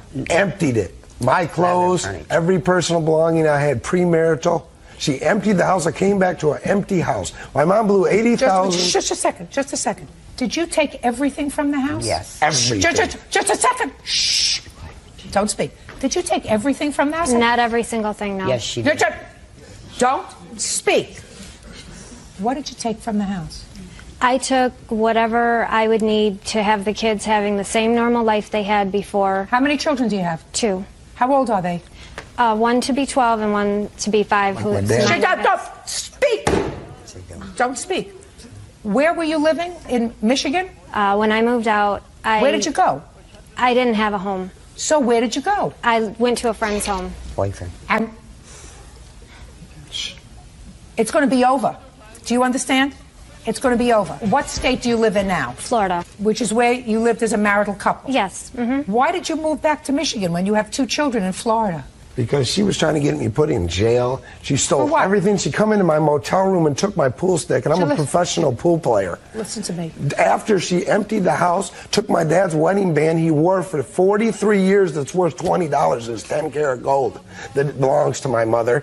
All 9 of my pool sticks, all my clothes, 3 different cell phones that she came to my hotel room to get in my hotel room to take the stuff. And I asked you a question, sir. The question is a simple one. It's just all the truth. The question is That's why I moved. The question is a simple one. All right. How do you move clear across country when you have 2 children? Because here's a lady that's trying to put me in jail and comes to where I am when I try to ignore her to steal things I have. Excuse me. Let us sign over the car, please. I would run away from him, too. Really? Sign it. The car belongs to her. It's your problem how to get it, but the car belongs to her. Well, she should owe me $1,000 for cell phones that she stole. Then sue her for the cell phones. Well, where am I going to do that at? I mean, she steals and took money, took my checks for 6 months and taken my money out of the bank and everything. Give the title to the car. That's what she wants. Counterclaim is dismissed. Very unfortunate situation. You got yourself in the middle of something. You have 2 grandchildren. You should never do that, madam. When you have 2 grandchildren, listen to me. You have 2 grandchildren. I don't see them. Excuse me? I won't see them either. She's the one. She wouldn't let her see her grandchildren when Madam, we lived together. I'm telling you something. You're not paying attention. You're not paying attention. You have a son who I've only met for a short period of time. He's not wrapped too tight. But you're the grandmother. You're the grandmother. And if you have 2 grandchildren, I don't know if he's your only child or not, or if you have other children. If he's your only child, I sort of get it. So that these are your only 2 grandchildren. I would not have gotten into a situation with her where you end up in court. Just pay attention. Don't look at him with rose-colored glasses. You have to know who your children are. You have to be fair. You have to be dispassionate. She may not be perfect, but you have to know who your children are. You got it? Yes. Goodbye. Crystal Reagan is suing her cousin, Amy Ross, for stealing cash from her home. Amy denies the charge. Miss Reagan, Miss Ross is your cousin, and it is your claim that she stole some money from your house. Yes, ma'am. Miss Ross denies that she stole the money from your house. How much money do you claim she stole? $380. And when do you claim she stole that money? December the 17th. And where was the money? It was in this folder. I've got a table by my chair, and it's right behind the table. It was in your house? Yes, ma'am. Who was in the house? My husband, myself, Justin had come over to get some gas money. Justin is your nephew? And then Amy. And what proof do you have, Miss Reagan, that Miss Ross took your money? Well, what it is that day she come over. Justin had come over. He called first, said, could he come over and get some gas money? I keep up with all of his bills because he's young. He don't know how to do it yet. I've got a car with my name on it that's his, and... I got it. So he wanted to come over and get some gas money that you were holding for him. Yes. He came over, got $35, which left $380. I keep a book where I write down every time he comes over to get money. And he got it. He left. Amy was there. She asked me, why does he come over here to get gas money? I explained to her I keep his money. For what reason? Well, how much does he got in there? And I said just $380. I'm sorry. And then after asking me that, I didn't think anything of it. She was like, well, it must be nice to be 17, have a brand new car, a nice apartment, and have money. And I was like, well, he's just getting started. That was the end of that. She stayed a total probably about 3 hours that day. We did go to Lowe's probably about 3 hours after her being there. Who went? Me and Amy. 2 of you? The 2 of us, yeah. And she was talking about in that time frame how broke she was. She didn't have any money. She was getting one more check before Christmas and wasn't able to get her kids anything for Christmas. Didn't know if she had gas money to get back home. But when we went to Lowe's, she bought a hammer and pulled out a $10 bill, which I didn't think nothing of it either. You know, I say I'm broke all the time but still have money. And so she dropped me off. I didn't talk to her no more for about 3 days. And then you found your money missing? Yeah. Okay. So that's the proof that you have? Well, no, that's just the story. The proof is that whenever I called Lisa, her sister, to ask her, did you and Amy happen to have went shopping? Do you know of any money? Because we all know that she's broke. Do you happen to know of any money that she come up with recently? She didn't answer the phone. I left a message. I didn't tell her anything. I just told her to call me. When she did call me, she was like, oh, girl, I know what's going on. Amy done told me all about it. And then that's when she comes in. Tell me your last name. Durham. Miss Durham, what do you know about this missing money? Amy had called me, and we just were talking, and I said, well, oh, Christy had called this morning, and she left a message. I need to call her back. And she just said, oh, girl, I know why she called. She thinks I stole her money. And I said, what? and she said she thinks I stole her money, but I didn't do it, and she's threatened to get fingerprints off that book, and the only time I touched that book was to get paper out of it to get to make a Christmas list for my children. And she said that she had told me that on the initial call whenever I called her to ask her about that, because I did ask my husband about it first, and then I asked Justin, are you sure you did not take any money out of this folder? And I knew he didn't, but I knew I needed to ask first before I called Amy to ask her about it. And all she did was just go off, fly off the handle, say, no, I didn't take it. I can't believe you accused me of that. And I said, well, all I'm saying is my brother-in-law is a sergeant. I'm going to have it fingerprinted because it is plastic. Bluffing the whole time, hoping she would come up and say, well, you know, and then she told her, kind of like giving her a reason why her fingerprints would be on it. But she never told me that. That was the reason why. What was the reason why? You went into that folder. Okay. Listen to me. Yes, ma'am. You went into the folder to get some addresses for a well, Christmas I was list? sitting in her rocking chair in her house. I don't care where you were sitting. I don't care if you were sitting on a stool, on the floor, or whatever. No, My question wasn't. to you is a simple one. You went into the folder to get a Christmas list. No, not to get a Christmas list, to get a piece of paper to make a Christmas list. Okay. Is what happened. Good. I have a few questions. Yes, ma'am. Who do you live with? I live by myself. Where are your children? They're with me. Have they always been with you? Yes, ma'am. How old are they? They're 8 and 5. And how do you support them? I'm a preschool teacher, and also their father. How much do you make teaching? I make about $1,500 a month. How long have you been teaching? For 6 months. Prior to that, where were you working? I was working at a temporary service. You have a bachelor's degree? No. I'm just a preschool teacher at a daycare. Is this your first job as a preschool? Yes, ma'am. Well, no, I've worked at another daycare prior to this one. Did you take the money out of that folder? No, ma'am, I didn't. And what I have to defend myself on this is I didn't take that money, and she knows I didn't take that money. She doesn't know. Listen to me. She doesn't know. You may not have taken it. I didn't. But she doesn't know. And I don't have to steal money from my children. Listen to me. If I need money, I go to their father. Listen to me. She doesn't know that you didn't take it, because my sense is that she legitimately believes that you took it. And then she called my work harassing me. She harassed my boss. She said, because I'm going to let you speak with her because she's in a classroom. She said, don't tell me what, listen to me, don't tell me what you said to your boss. Well, she called me at work, and when it first happened, she called me, because this supposedly I went over there on a Sunday. She called me on Thursday morning, about 11. Okay. At work. Now, that's my question. This happened on December 17th, according to you. Yes, that's when the money was taken. When did you find the money missing? The following Thursday. Because too long a time, Miss Reagan. Well, what it is Justin. Too long a time, Miss Reagan. And she called me threatening to take my kids away from me. Listen. Yes, you did. Listen to me. I don't want to hear you anymore. Cry quietly. Okay. It's too long a time, Miss Reagan, between the time that she was in your house and the time you found the money missing. You may say that the only people that were in the house were you and your husband and Justin, but I'm not sure of that. Do you have children? Yes, ma'am. How many children do you have? 3. How old are they? 12-year-old, I got an 8-year-old, and a 9-year-old. And only and they also live in the house? Yes. I don't know who took your money. Well, can I explain why it was Thursday when I found it? I don't care why it was Thursday. It was Thursday. The fact that it was Thursday is dispositive, not the fact that you waited until Thursday.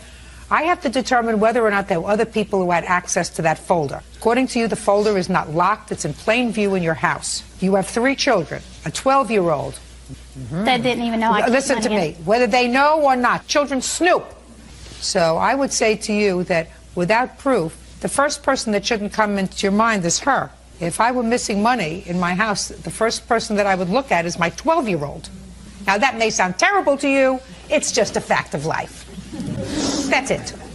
So, in any event, as far as the courts are concerned, you need proof positive, dispositive proof that somebody is a thief. And I, quite frankly, don't find the proof here. Nor should you. When there are lots of people who have access to that folder. Does your 12-year-old have friends over occasionally? No. I don't believe that. He don't. Well, I don't believe that. Then you're not a very good mother if you don't let your 12-year-old have friends over. So I don't quite believe that. In any event, you may or may not owe her an apology. She certainly doesn't owe you any money. That's all. Case is dismissed. Tanya Blishak is suing her former co-worker, Julianne Rouse, for startup money to sell Mary Kay Cosmetics. Miss Blishak, according to what I've read in your complaint, you and the defendant worked together in a hair salon period of time, and in addition to your regular work, you were making some money on the side selling Mary Kay Cosmetics. You tried to get Miss Rouse to become a representative for Mary Kay and claimed that you sold her a quantity of product. You put it on your credit card because she asked you to, with the understanding that she would pay the credit card bill. She paid some, but not all, and you want the balance. Ms. Rouse says that you sort of pressured her into becoming a representative.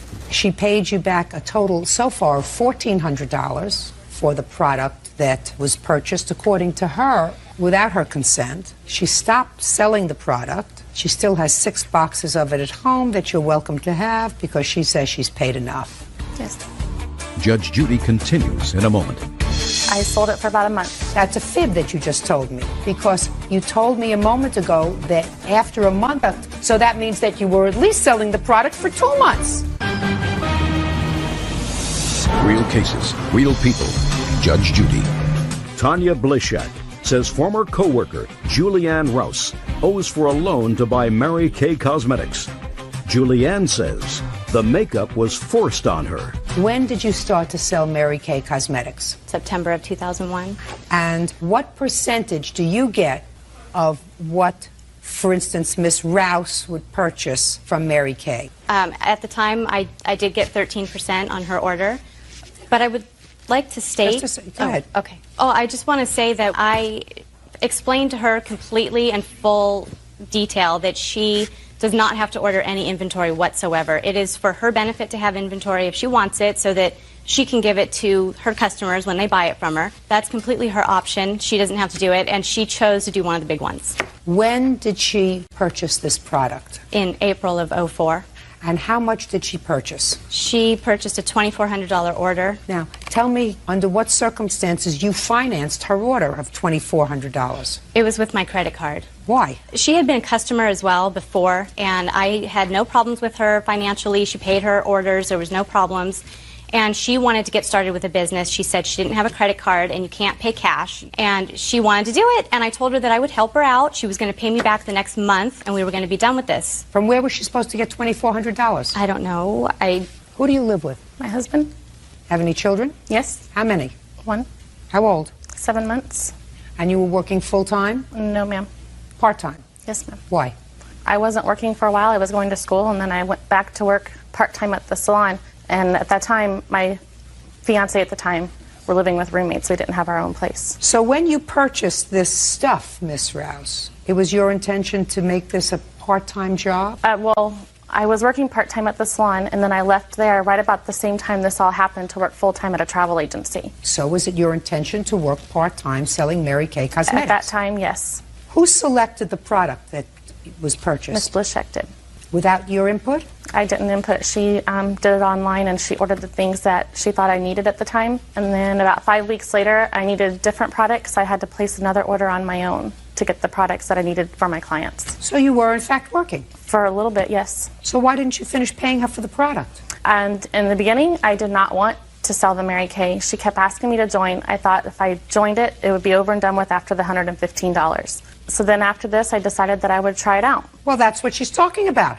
And she told me when she did this that I would be able to pay her back in a month because you would make so much money selling these products within the first month, as she did. At the time, I couldn't do that. I was working full-time. Well, that happened later. Miss Rouse. Within the same week, Miss it happened, Rouse, ma'am. listen to me. Yes, ma'am. There's something about buyer's remorse, which means that at the time you thought it was a good idea, and all of a sudden it didn't look so good after it was done, as opposed to someone who fraudulently sells you something. I'm not getting the sense that Miss Blishak sold you anything fraudulently, especially since you ordered more product a month later. And you paid her $1,400. She paid you $1,400? When did you stop paying her? August was the last payment I gave her. And you were paying her prior to that time because you were selling product? I sold it for about a month.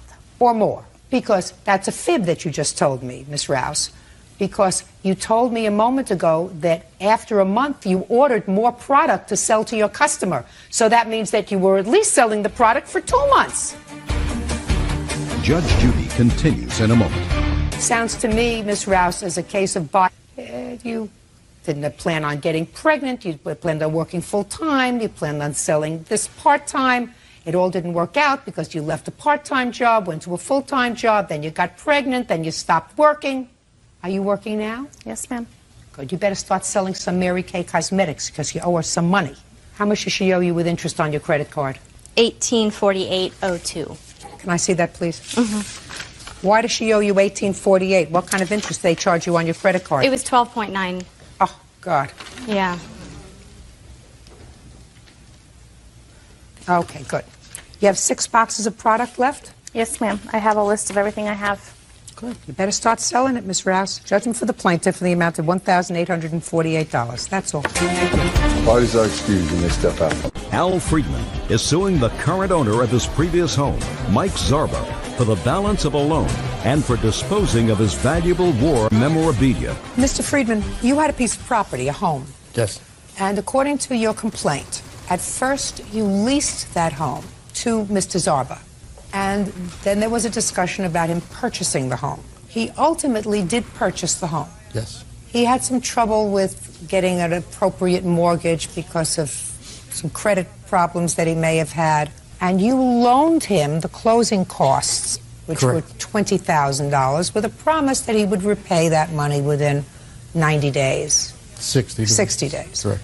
So first it is your claim that he owes you some of that money, $2,800? As of, no, it's $1,800 $1,800 left on the loan. The second part of your lawsuit is that there was an agreement between the two of you that you could keep some property at the house, which you claim Mr. Zarba discarded. Correct. Mr. Zarba acknowledges that he discarded the property. He said that he gave you enough time to get it out, and he's not paying you the $1,800 that he acknowledges he owes on the original loan because he was forced to A, hire a dumpster to get rid of your stuff, and B, he stored it all that time. Is that right, Mr. Zarba? Yes, ma'am. When did you first rent this house, Mr. Zarba? End of July 2004. And when you rented the house, Mr. Friedman still had some property there in both the shed and in an attic? Yes. When did you purchase the house? April 2005. And when did Mr. Friedman loan you the $20,000? The closing, but we had an agreement where I did some work for him, so it wasn't really a loan. Listen to me. When did he loan you the $20,000, which you acknowledge in your answer?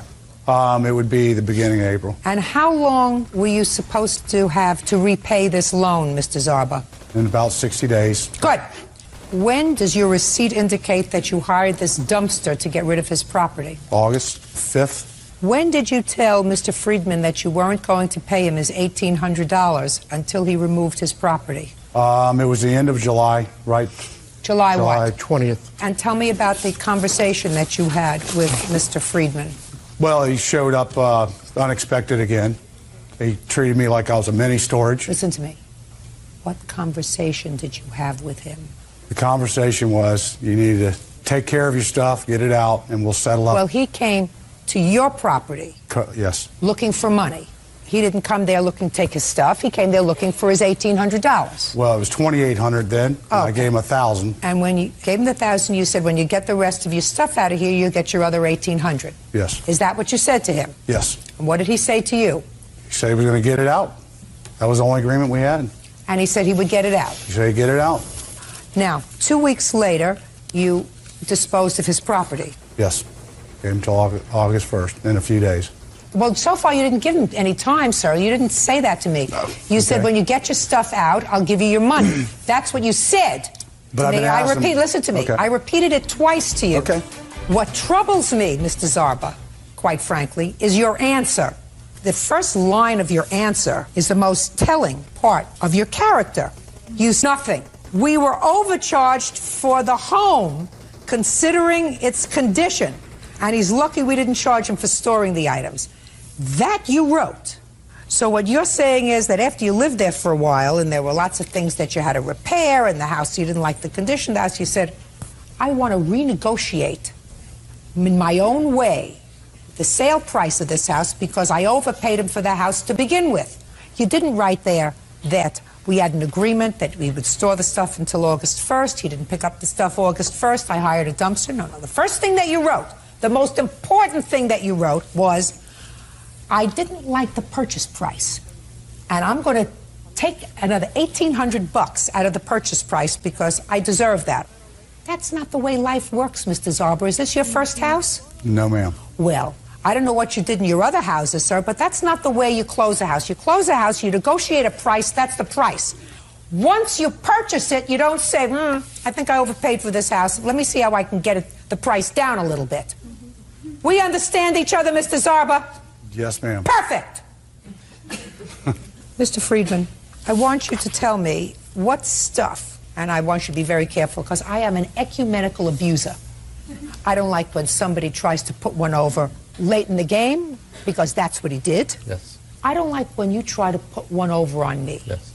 So I want you to tell me what valuable items you left in the house. And I've made a list, and I'll go you sure you want me to look at that list? Yes, ma'am. I'm going to take a look at it. The largest items on that list were two major important pieces to me. Were I had military boxes marked with military. I had a frame of, when I was in Vietnam, of a load crew in front of a plane that had my military ribbons on it. I'm a disabled veteran from Vietnam. There's also boxes I had marked with kids' items that had finger paintings in it from the time that they were kids, and just paraphernalia that they did through the years. What you're really telling me is that the only thing that were there was your memorabilia. That is valuable because two wooden Santa sleighs, handmade, 2 coolers, 2 sets of Malibu yard lights. I don't want to deal with that, sir. Correct. I had 10 years of postgraduate work. I don't deal with this. If it was important to you, you should have gotten it out. Now, you just disposed of everything, Mr. Zarba? Yes, ma'am.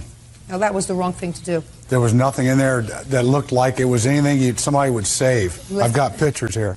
I'm going to take a look at your pictures. Right now. Can I see the pictures, please? I mean, this is what he left me. It's not pretty. Well, the shed's not pretty. First of all, get a new camera or take photography lessons. I don't know what this is. Grass. I don't know what this is. I have no idea, sir. This is a whole major blur. Are you doing I let this on him in purpose? several times. Listen to me, sir. Are you doing this on purpose? No, ma'am. When you took a picture of the grass, I could see that this is grass. Yeah. This looks like a Hungarian goulash, sir. It was in the attic. The lighting wasn't very good. I agree. The pictures don't look great. Listen to me, Mr. Zarba. This has nothing to do with lighting. Okay. This looks like somebody who's had a bad hangover took these pictures. All right.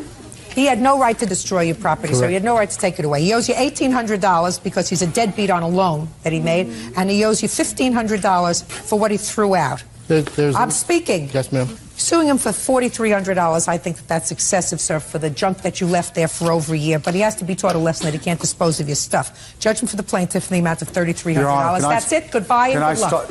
Nothing. What is our excuse? You may step out.